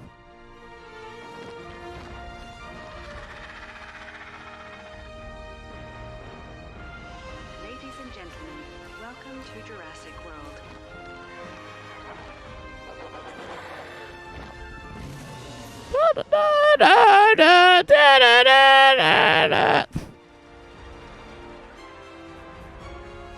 Oh, it's a shark.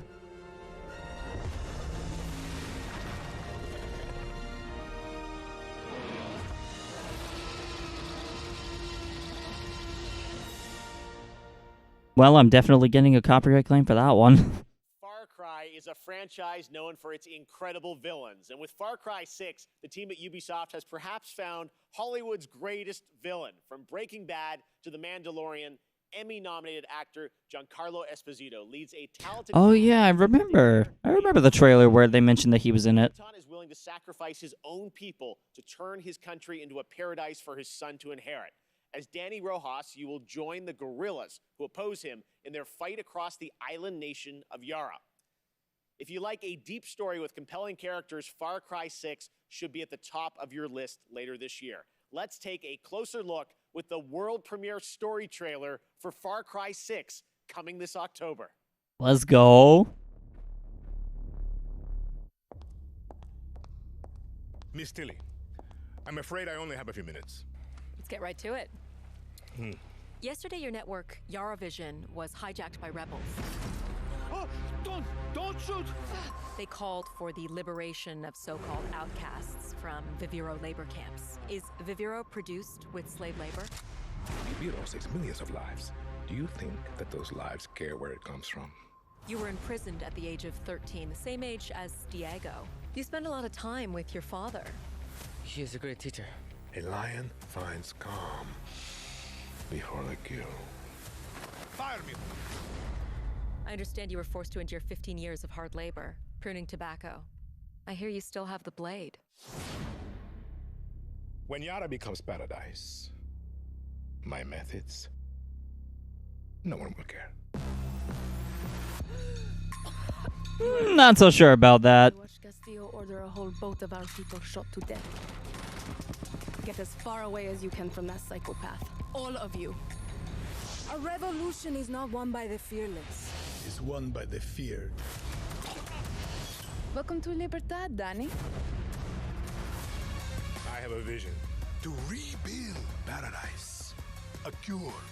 Viviro, the most effective treatment for cancer the world has ever seen. Grown within our precious tobacco. But our paradise comes at a cost. This our enemies will never understand. Out. Now. Your safety zone. You want me to kill Anton Castillo? Kill a dictator who has raped our land and turned our people into slaves? Thinking about it. What about you? You're gonna be a fucking guerrilla legend! Gotta say, this looks really good. I've never played a Far Cry game, but I think, like, if I were to grab one, I'd probably grab this. I really like the plot. There are lions and there are lambs. Rule or be ruled. You are a lion. And we eat the fucking lambs. October 7th, alright. I cannot wait to play that game and see Giancarlo in it. All right, now it's time to catch up on Blood Hunt. We showed you this free-to-play Battle Royale game from Shark Mob back at Summer Game Fest, and it just keeps looking better. Depending on which clan allegiance you go for when creating your own vampire, your playstyle can dramatically change, allowing for a broad range of ways to survive the night. So tonight, we're going to get introduced to one of these clans and their traits. I like how they say tonight, but in LA it's 12 a.m. or it's 12 p.m. What is beauty? A scenic skyline. A striking garment, perfectly fit. A chance encounter. An aching kiss. A rallying cry in the heat of battle. Does anyone else not remember this game at all? An encouraging voice in a time of need. Stunning radiance that overwhelms the senses.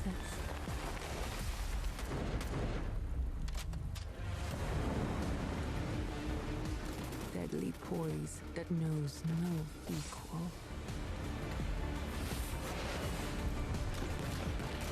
A humbled foe begging for mercy. Yeah, I don't remember this at all. I guess it's a battle royale game based on what Jeff said, but I don't remember anything else about this.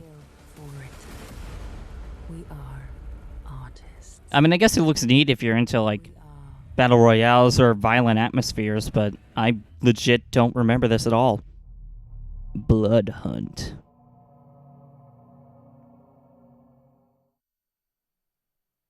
After a successful alpha period of testing and improving the game, developers at Shark Mob are now ready for the next step. Early access on Steam begins September 7th. Catch all the details and sign up now at bloodhunt.com. All right, up next, we all love a good amusement park, and we missed them this past year. Well, now it's time to give you the world premiere announcement of Park Beyond, a brand new take on theme park management simulations. Okay, so this is kind of like... Entertainment coming in 2022 to PC and next-gen consoles. So this is like just another, like, theme park builder? Alright, I guess it's kind of like Roller Coaster Tycoon? Is it like a modern take on that? So, be honest, it's another classic, eh? It's a little old-fashioned, don't you think? Oh, nonsense! Everything's brand new! They haven't made most of these rides since the 80s, for, some reason. The reason is that nobody wants to ride them anymore. But it's RIP. okay. I think we just need a little help.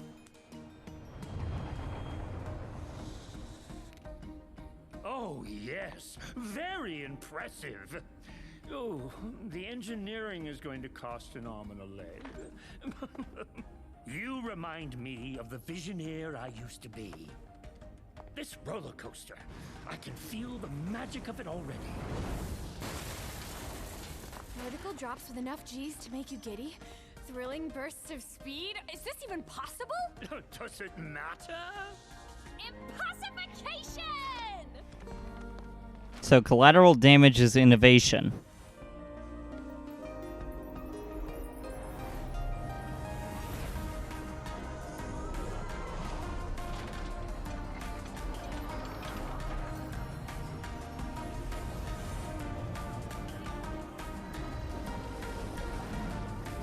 Our success depends on your creativity, my friend.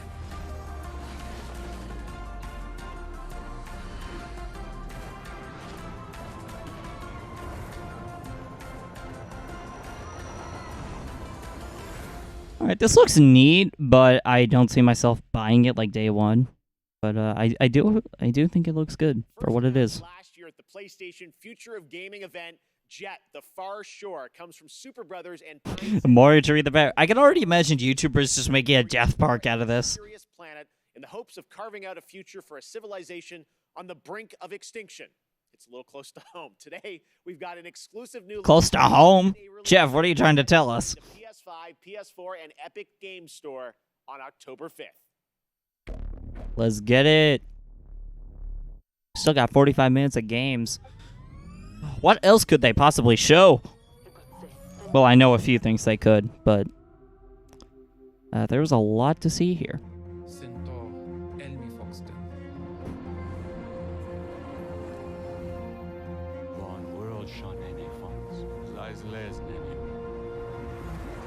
Iamist and Fars, Zion Veswa.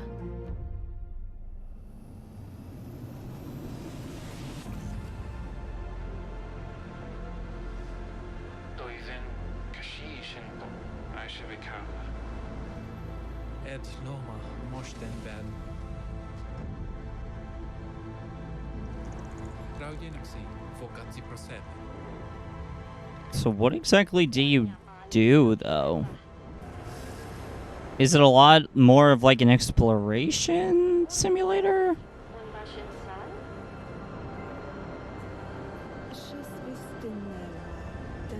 No, Emily, bad.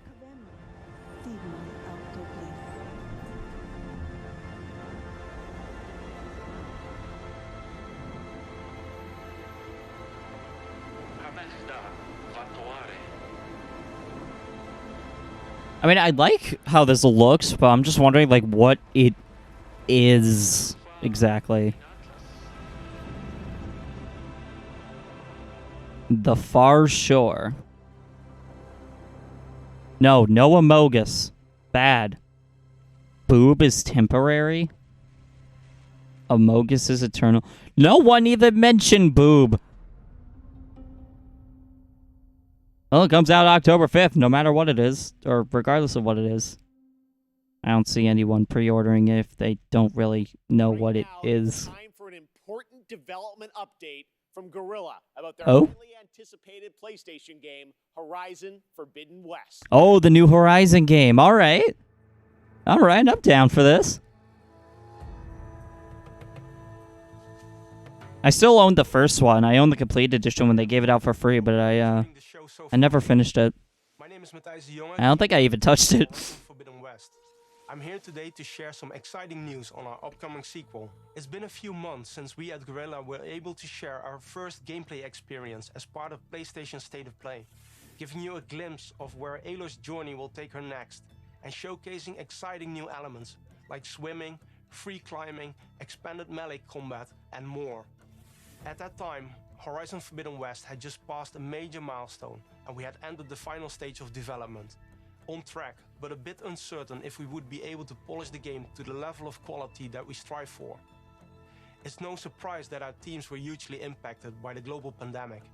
We've been adjusting to new workflows and other challenges while keeping our team safe and prioritizing a Well, that's healthy good. work-life balance. It's good. We love to see that. Finally confirmed that our long-awaited sequel will come to both PlayStation 4 and PlayStation 5 on the 18th of February 2020. Hey, let's go. February release. That's pretty close, actually. Surprised. Look for pre-orders to start next week on the 2nd of September. We're so grateful to you, our amazing fans, for your unwavering support. We know how much you're looking forward to reuniting with Aloy and her friends. You know, if they're talking about Forbidden West, I wonder if we're going to see something about God of War Ragnarok. Wouldn't that be something? Photography and videos have meant the world to all of us. Before we go, there's one more thing to share with you, and it's something our community has been asking about for a while now. The patch for 60 FPS support for Horizon Zero Dawn on PlayStation 5 is live right now. Let's go! Find more information on our social channels. From all of us at Guerrilla and PlayStation. I mean, it kind of should have been there the whole time, but it's good that they actually, like, acknowledged it. Amazon's New World is set to take us to the mystical New World. That Amazon MMO. He's going to mention the Twitch drop. New look at this MMORPG as it heads towards its open beta on September 9th. And if you're watching on Twitch, make sure to connect your account to get the Twitch drop of the Verdant Trapper apparel skin by watching 15 minutes of this very show. And after the world premiere, check out my interview with game director Scott Lane. Take a look. That's us. So if you're watching this stream, you should already have the Twitch drop by now. And if you don't, then you did not connect your Twitch account. But I can help you do that if you need me to. They don't tell the whole truth.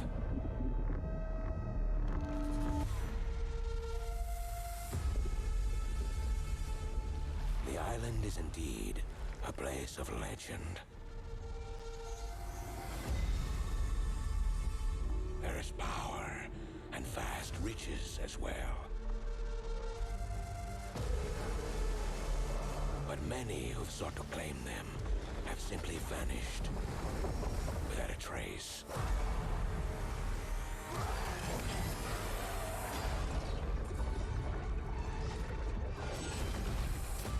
Gotta say, this looks really good. They're going for like all the action shots. I've seen a bit of the gameplay, and I really do think it has potential. It's just there was that whole thing about it frying graphics cards. I want to say that has since been fixed, but don't quote me on that.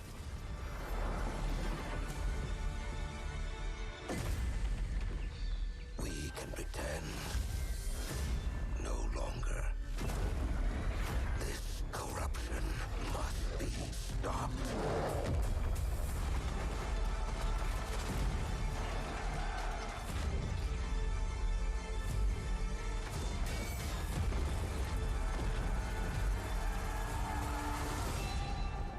I will say a prayer for the souls of your crew. This comes out in like a few days, doesn't it? Okay, there's the open beta. September 9th to the 12th. Oh, it launches at the end of September. Nice. All right, so it's not that far away. That was the Gamescom trailer for New World, and joining me now is the game director from New World, Scott Lane. Scott, how you doing? I'm great, Jeff. How are you? I'm great. You guys had a very successful closed beta test this summer, right? Tell us about it. Yeah, we were thrilled. All right, I'm just going to take this moment while there's an interview. I'm just going to get up and get a little snack real quick. Watched on Twitch. You kids be good. Fun for the team to get to play alongside everyone, watch those streamers, and we got so much good feedback. The team's even more focused on shipping a great game than they were before. Now, the game is coming out September 28th, but before then, there will be a public beta for fans? Yeah, we're opening it up to the public from September 9th through the 12th. So if you're not familiar with New World, come check it out. And if you want more information on how to participate, you can go to www.newworld.com. Before we go, I want to ask you about post-launch content. What do you have planned for players after September 28th? Well, we are completely committed to making Eternum a living, breathing world that players will come back to again and again for years to come. So for us, launch is really the beginning. It's day one. We're going to continue to add features well beyond launch, and we're going to continue engaging with the players to help drive our goals and where we take the game. I can't get specific on what we're talking about, but I can give you some hints. Players have already been asking for more supernatural elements and more weapons, so we got a pretty cool way to combine those into a deliverable that they'll see shortly after launch. And then players have been asking for more group content and expeditions, so we're working toward that as well. And then, you know, with the holidays right around the corner, I'm pretty excited to see what that might look like on Eternum. All right, thanks so much for joining us, Scott. Thanks, Jeff. Earlier, we had some big Marvel game news, and today also marks the release of another Marvel game. Marvel is known for memorable characters and amazing storytelling. This next game Wow, perfect timing. Sure to excite fans around the world. Today marks the release of Marvel's first open-world action RPG. Sub to Mikey's pretty cool. Vouch. Allows players to customize their favorite superhero and experience a brand new action-packed story. Let's take a look at this exclusive launch trailer for Marvel Future Revolution, available to download today for free from the Apple App Store and Google Play Store. I can literally, like, view the chat now. Like, I know what you said. It was an honor saving the world with you all. Take care of it, my friends. Earths from different dimensions have merged into one. Whoa! Who are you? A friend from the neighborhood. Want to help me protect it? I was too fast, yeah.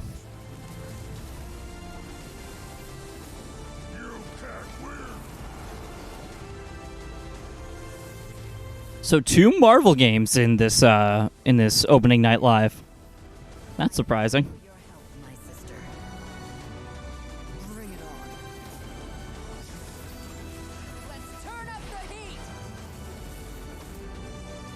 This is a war we'll have to fight together.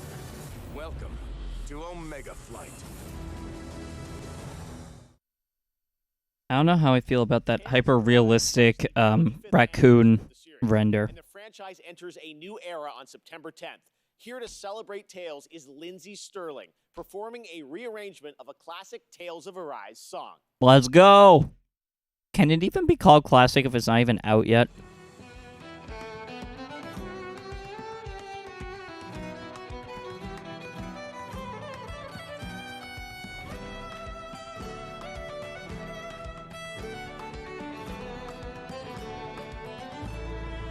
Oh my god. I know someone who actually recently met Lindsay Sterling.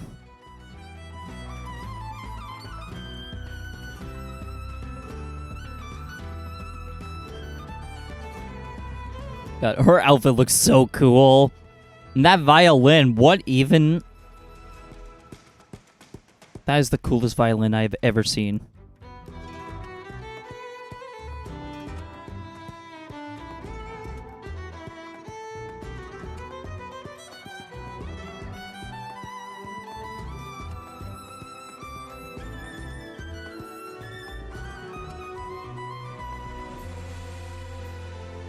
I haven't listened to nearly enough of Lindsay Sterling's stuff. I need to fix that.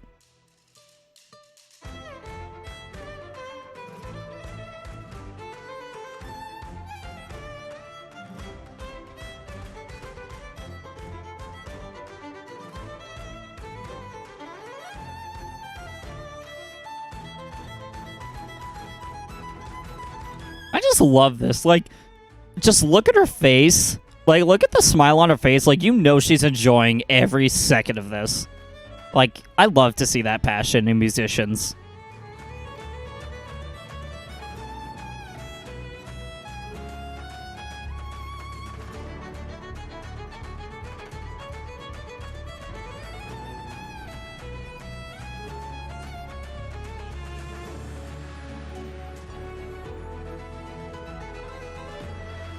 Watching her perform is better than listening. Oh, I can believe that.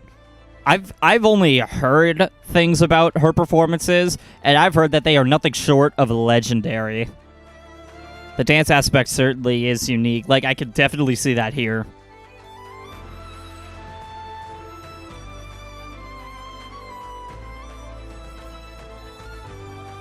They should invite her in for to play at the Game Awards.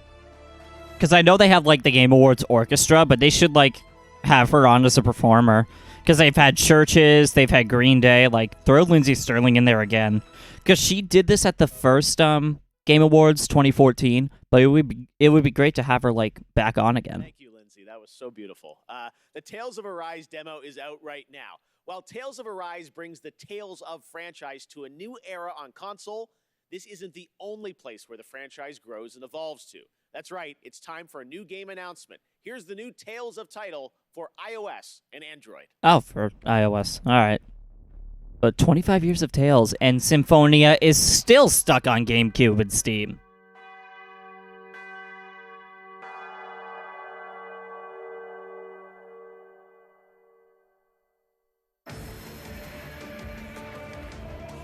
Okay, that beat trap hit me like a bus. How they managed to get these stunning visuals on mobile, I'll never understand. Oh. Well, I guess it was the CGI trailer. Alright, I guess that's neat, the cel-shaded style.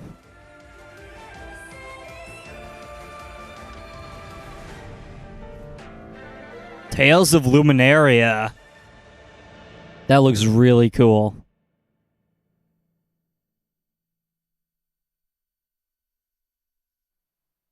Check out the Tales of Arise demo that is available right now. Oh, and Tales of Arise. So I played the demo. It's pretty good. I recommend trying the demo. The combat certainly is unique, and I like it.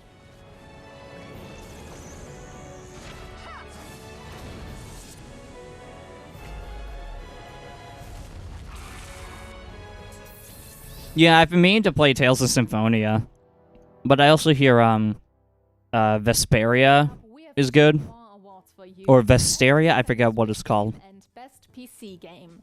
The Nintendo Switch has become a daily companion for many people, so let's see which games might bring us joy on long train rides next year. These are the nominees. If Tetris 99 isn't on there, I'll feel betrayed. Just Dance 2022, also by Ubisoft. And the winner for Best Mario and Rabbids? Switch Game 2021 is Mario plus Rabbids Spark. Wait, how can they even give awards if these games aren't even out? Davide Soliani, creative director on Mario plus Rabbids Sparks of Hope. On behalf of the entire... What systems is it on? So I know Tales of Symphonia is on GameCube and Steam. You can get all the Tales, or most of the Tales games on Steam. You can get Symphonia, Vesteria, Berseria, and Zesteria, all on Steam. But I don't know what other systems they're on. You'll have to look that up. Means a lot to everyone working on the project. And we cannot wait for you to experience this cosmic adventure. Thanks a lot, Gamescom, and see you soon. And on PC, every game, from the biggest AAA productions to the tiniest one-man shows, is just one viral tweet away from becoming the next big hit. Nominated for Best PC Game 2021 are... Who do we got? The up-and-coming strategy hit Age of Empires 4 by Relic Entertainment. That sure does exist, I suppose. Elden Ring. Siberia, The World Before from Microids and Koa Labs. Elden Ring. And the winner of the Gamescom Award for Best PC Game 2021 is Siberia, The World Before. Congratulations to Koa Labs Okay. and Microids. Hi, I'm Lucas, the lead writer and game director of Siberia, The World Before. I just wanted to thank the Gamescom's jury for awarding us today. So thank you very much, guys. Thank you on the behalf of all the team and our partners. All amazing people currently working very, very hard to provide the best game possible. And of course, I want to have a thought for Benoit Socal and his family. Benoit was the creator of the Siberia series, and we miss him. We miss him a lot. Well, I think that's it. Thank you again, and I think there's someone else who wants to say something now. Bye-bye. Hi everyone, Inon Zur here, and I'm so happy to be the composer for Siberia, The World Before. Oh god, most of it is going through one headphone. This is weird. Developers, and whoever contributed to this amazing game on their great achievement, and I cannot wait to share with you what's to come. Hi, this is Tiny DePass. I'm the founder and director of I Need Diverse Games, a not-for-profit based in Chicago, Illinois. Welcome to the rest of opening night of Gamescom Live. It's absolutely crucial to make sure that the pathway into games is as accessible and supported and inclusive for members of underrepresented groups as it is for anyone else. The idea of seeing someone, whether they are someone who looks like you. Dude, this guy's got a nice voice. Things that you do, that experience can sometimes be life-changing.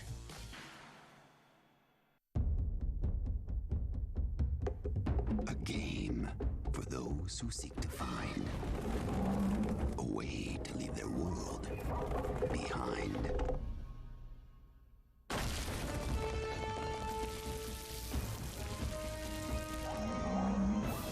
What the fuck is this? And prepare for Jumanji. Oh. Neat. Jumanji game. Partial nudity? Oh, fuck! Oh. Lost Judgment? This looks like Lost Judgment. These lunatics are still hanging around Ijincho? Now, no playing dumb and none of your tricks. Don't underestimate me, Yagami-san.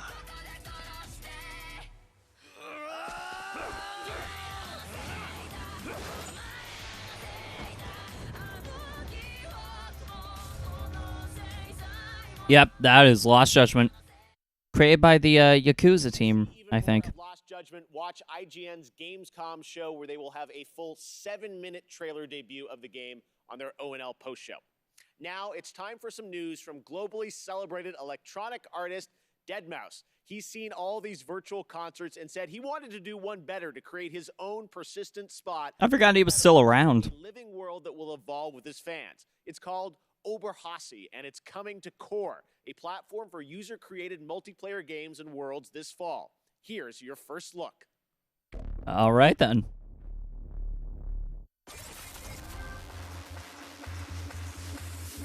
What is up, Gamescom? This is your good friend Joel, professionally known as Deadmau5. Yes, that is the correct way to pronounce it. Tell your friends. We're here to talk to you all about Oberhasli and Core and bringing game development to the masses. Oberhasli is going to be just a really great place for Deadmau5 fans to come and hang out with their friends and cross-communicate and just have a good time with various activities. We're going to offer interactive concert experiences. I like how he says it's pronounced Deadmau5, but he just says Deadmau5 like right after. Plans for Oberhasli are switching it up and keeping it cohesive with real-world events. You know, what's happening with Deadmau5 and the tour, the music and the releases have some longevity to it, be upgraded. It would be the gateway to the brain of Joel in the world of Core. The thing about Core, of course, is people who are passionate about world building are building this huge gamut of playable stuff, whether it's a racing game or a FPS, a battle royale. The variety was amazing. My first day in Core, I found this game called Mergelandia, and I did a 12-hour non-stop grind on it. It was just so addicting. If you like counting spaghetti, this game is like for you. Counting spaghetti? On there. So if you're an avid gamer like myself, launch Core and just browse. I wouldn't be surprised if you got hooked on something within the first hour. It's great.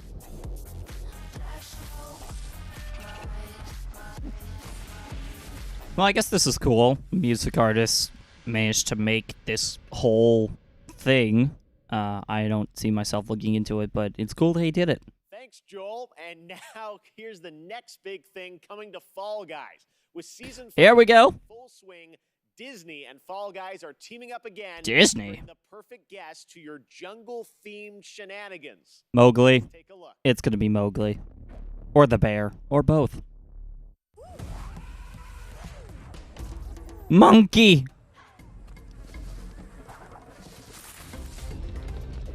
Yep, I called it. I forgot that Fall Guys was, like, still a thing. I feel bad that I faded out of the public perception so fast. Like, it looked legitimately fun. But, any news on the Switch port, though? Now, one game that got a lot of attention Guess not. Replaced from Sad Cat Studios. The team is hard at work on the game, but did want to give a quick little tease of their progress and news on that incredible song in the trailer from the Xbox Games Showcase in June.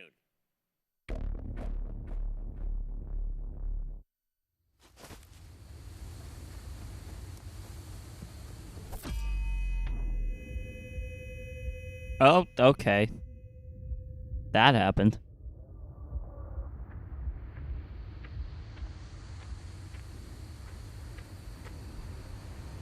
Okay, this is a weird kind of like pixel art. Okay, this is replaced. Gotcha.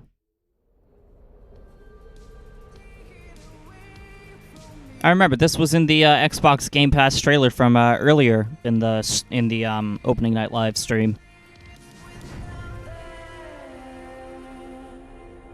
The trailer song Void is now available. All right. It's neat that they had a trailer for just the song. All right, it wouldn't be Gamescom without a hotly anticipated strategy game. And this year, Age of Empires 4 is in full force with an exclusive gameplay reveal for you. A new campaign and a new civilization showcase leading into its release on October. I don't think I've ever played Age of Empires, so I guess it's cool that it's getting a 4th. Kind of just looks like a generic mobile game, but hey, I could be wrong. Wonder if it's similar to Civ. Every decision can be the difference between rising to power or being lost to history. How will you grow a small fort into a mighty empire?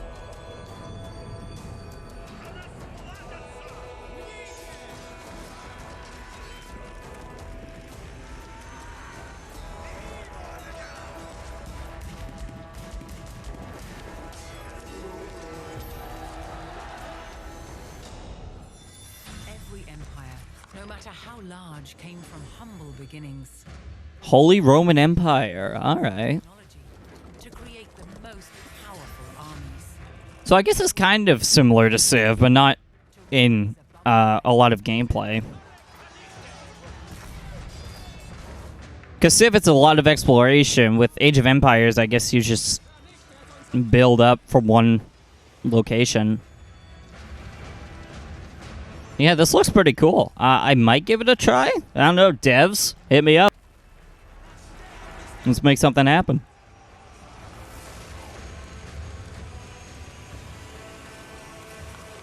By the way, if there's a game that you guys want to see me cover on, you know, on a live stream or in a YouTube video, let me know in the comments down below. I'd love to hear your suggestions.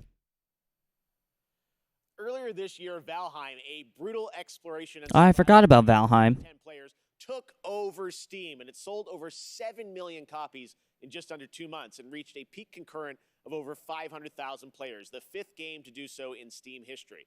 Well, tonight, Iron Gate and Coffee Stain are excited to announce Valheim's first content update, Hearth and Home, has a release date. This update focuses on base building and survival experience.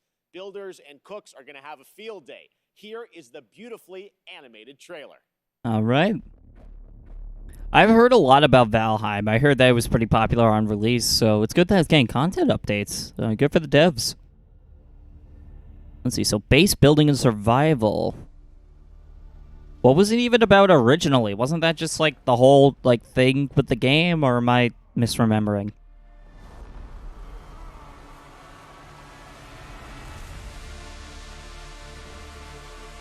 Whoa. That is a beautiful animation.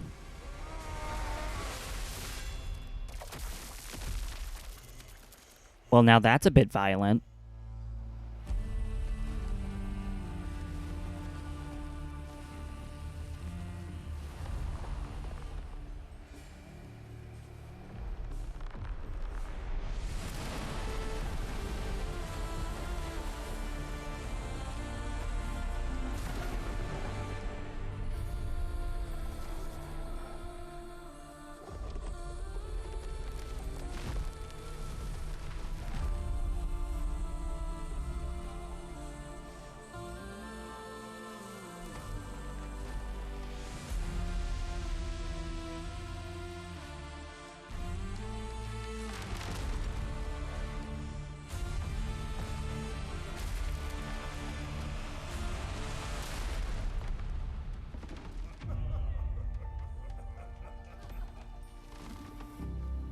Well, when Jeff said beautifully animated, he wasn't kidding.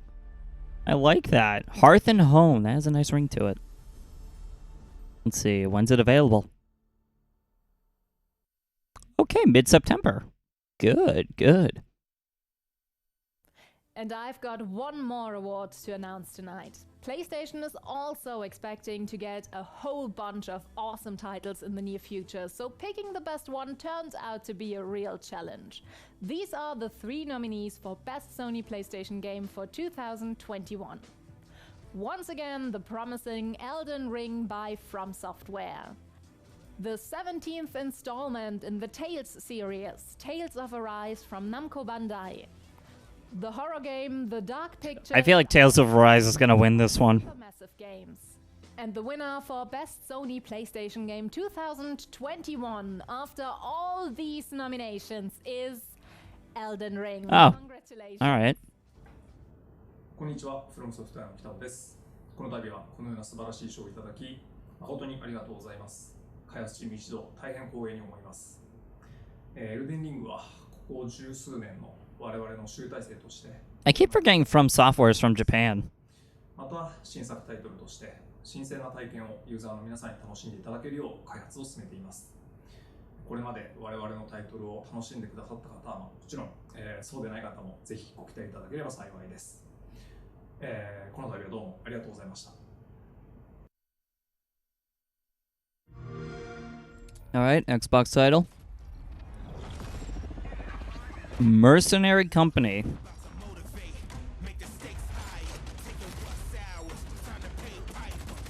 All right, another shooter.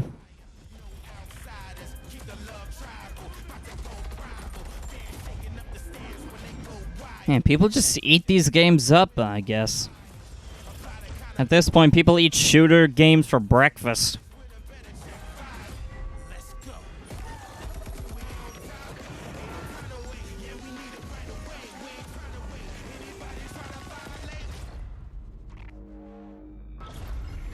The Boogeyman!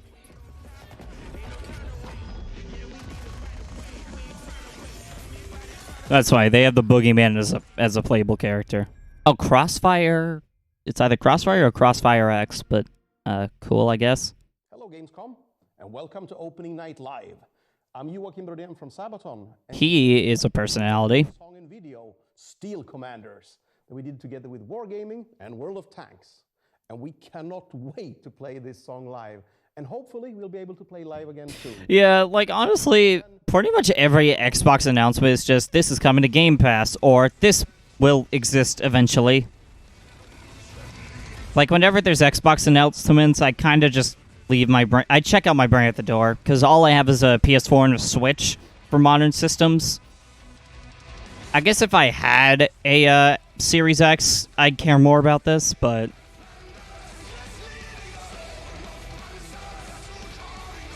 Good music, though.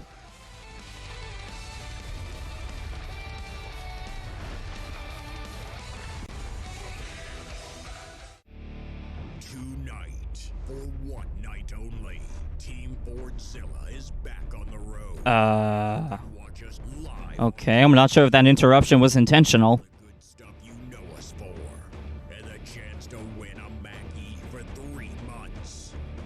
Go to twitch.tv/Team Fordzilla after all. Why would you want to win a car for 3 months? What, after 3 months, do they just, like, go to your house and say, hey, this is ours now? Red Bull gives you wings. Genshin Impact Hey! deliver meaningful updates to fans. And now it's time Oh, for cool. Aloy from Horizon is in. Aloy, excuse me. join the game in the 2.1 update on PlayStation on September 1st and on all platforms for version 2.2. Here's a first look at her in action.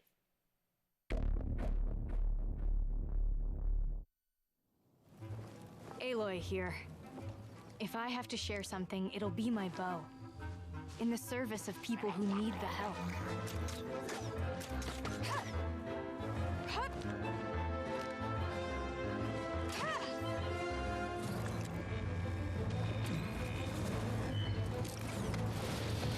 This'll pack a punch.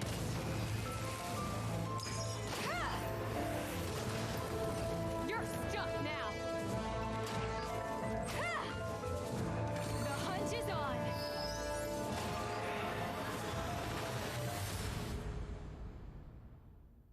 Alright, that's pretty cool for Genshin fans.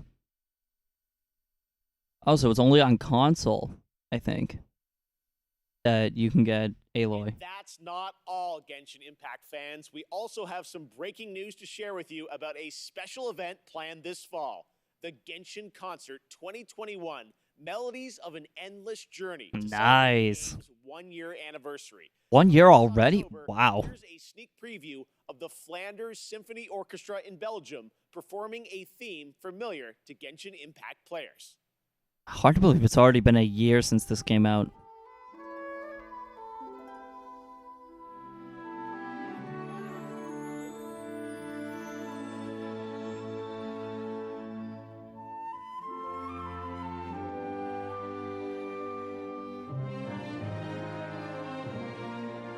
I always appreciate a good orchestra, whether it's this or London Philharmonic. October 3rd.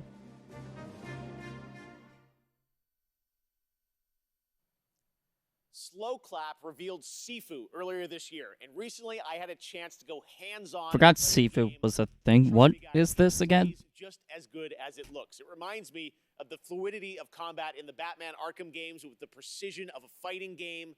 This really does feel like a classic kung fu film with realistic raw combat. You play a young kung fu student that has spent their life training for that. They did get you. Assassination squad brutally murdered your entire family. Oh, fun. Well, today I love genocide. share the news that Sifu has a release date. Here's a sneak preview.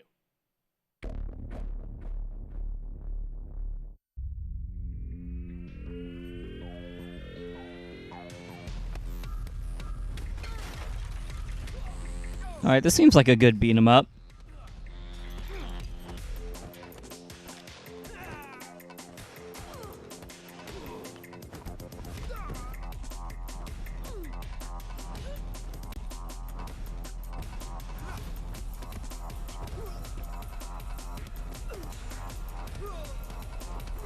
That's weird. They're fighting in, like, a room with a giant, like, swinging calligraphy brush. Pretty interesting. So that's Sifu.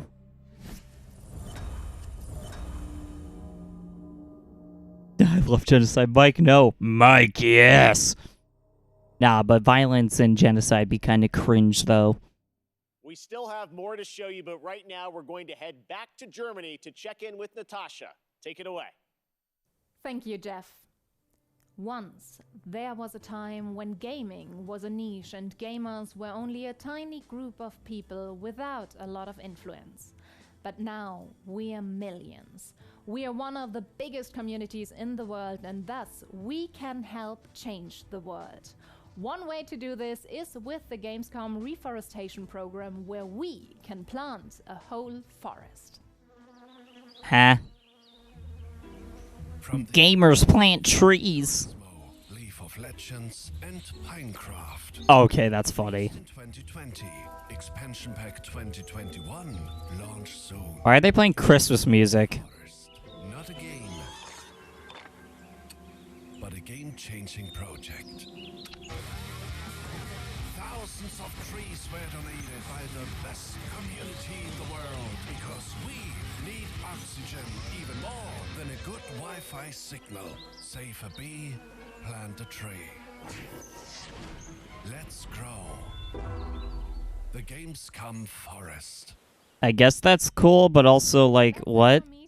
I hope you had a blast and are excited for all the new games coming in the next month. Don't forget to check out Gamescom Now and our German live streams on Twitch and YouTube for even more games and talks and fun. Thank you very much. I'll see you tomorrow. Back to you, Jeff. Thank you so much, Natasha. Now, back in June, we were joined by Hideo Kojima. Here we go. Death Stranding. PlayStation 5. Tonight, Mr. Kojima has prepared an in-depth video to give you a look at the gameplay and many of the new features, missions, and more that you'll encounter when the game arrives on PlayStation 5 on September 24th. So please, sit back, relax, and enjoy an extended look prepared just for opening night live at Death Stranding Director's Cut. Let me guess. Walking. If they actually show, like, all walking, I will laugh.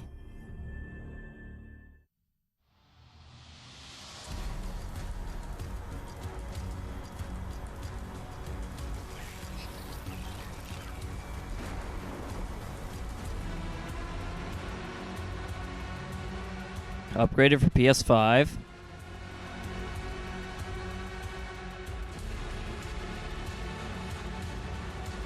Yes, see you in 10 minutes when this is over. It is surprisingly action-filled. So, how is it the definitive experience? Like, was there ever, like... Was it ever established?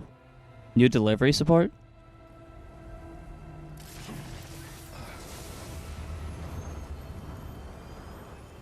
There are now new items that allow for easier and safe delivery. Okay. That's cool. One of the new items is the Evolved Stabilizers, which features thrusters that help reduce the impact of landing when jumping from higher areas. That's really fun. Wow. That's cool. Catapult is a cannon-like device that can launch your cargo over long distances. Oh, alright. Enabling you to develop even more creative ways to deliver your cargo safely and more efficiently. You should have more faith in yourself. What is this, co-op?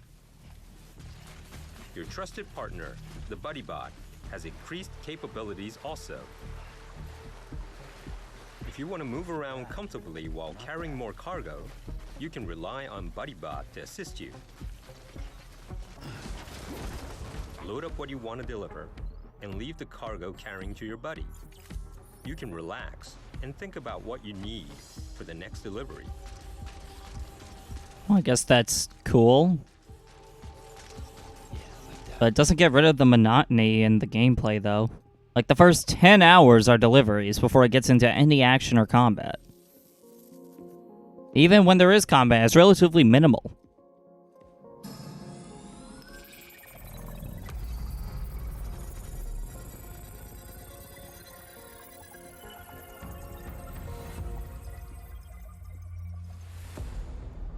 The firing range has been set up in the basement of the facilities.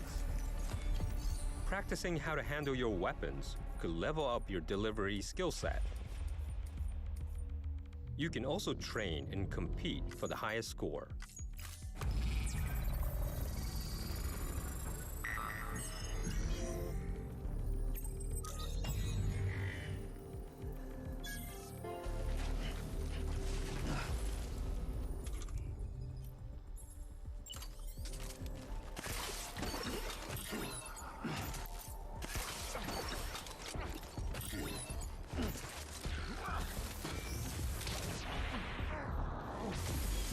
Well, I guess it's cool that you can practice your weapons, but... I mean... Is this really adding much to the game, though? Also be able to unlock new missions and weapons. The Maser Gun is one of the new weapons that will be introduced. It has a few different functions. It can inflict sustained stun damage to enemies. Boss battles can now be revisited and fought as many times as you like via your private room. Okay, replay boss battles. If you play enough of the game to get to that point.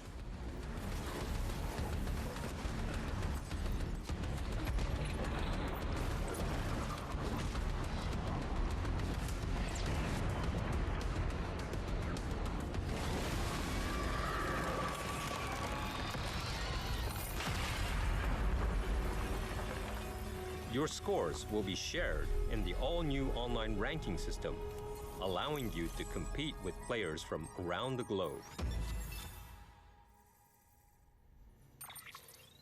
8 new tracks have been added in the music player. Alright, it's always nice to have more music, I suppose. Listen to the tracks in the private room. It will help you and Sam relax after a long day of travel. It'd be nice if you could listen to any song while, like, making deliveries. It would probably make it a bit more fun.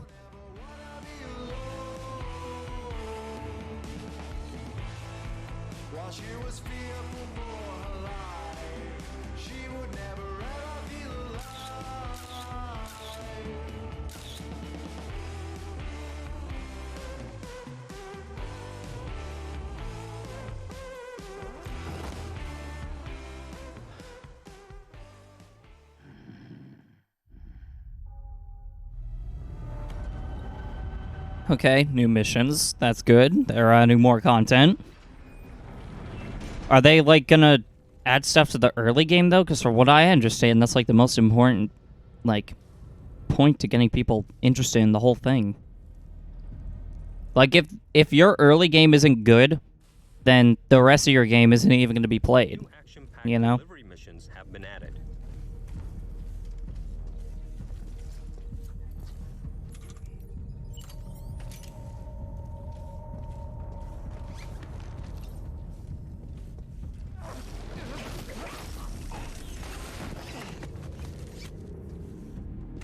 You know, that baby he's holding has probably seen so much death.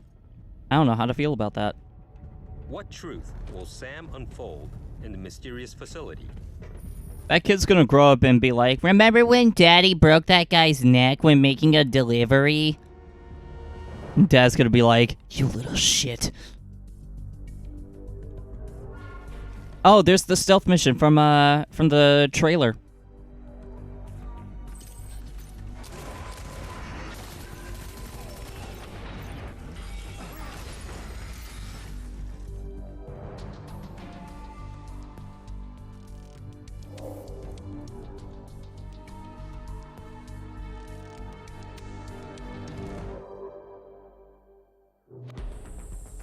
New fun? We've also added jump ramps, enabling you to jump over valleys and crevices with ease. Oh, that's fun. You can even do tricks.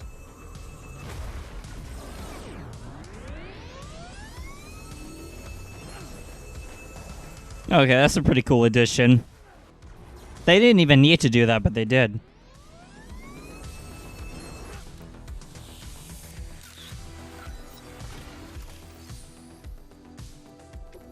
There is a new racetrack. You can time attack with other SAM players from all around the world who are connected online in the rankings.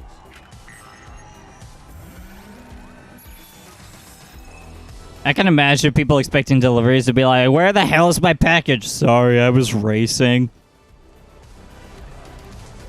Also, that is a really thin racetrack for a car.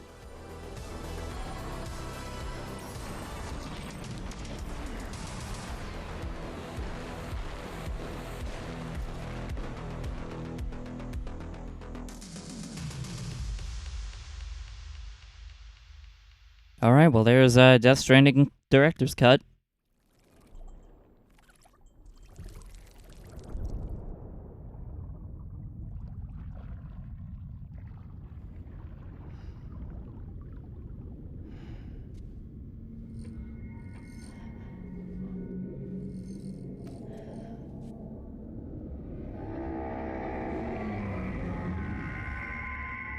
Oh, that's horrifying.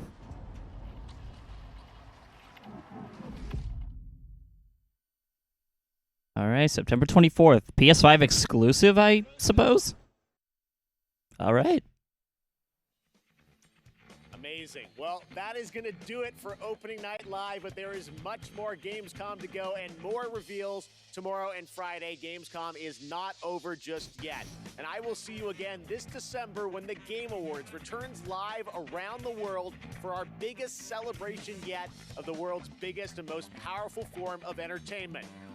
But before then, in October, I'm happy to announce, no, I'm not going to be in Monkey Ball, but I will have a cameo Dang. in Disney Plus's upcoming Halloween special, Oh. Muppets Haunted Mansion. I can't believe this is Okay. happening. That's a sneak preview of me. I got to film this earlier this year.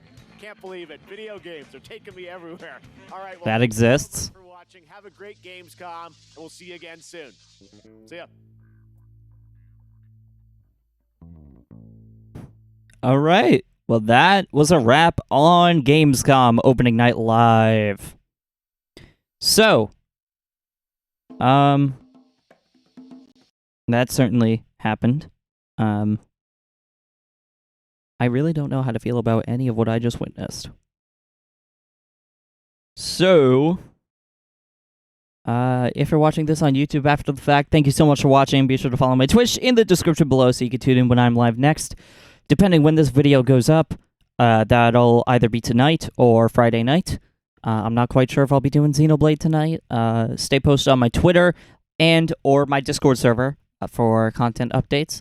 I will see you all in the next video.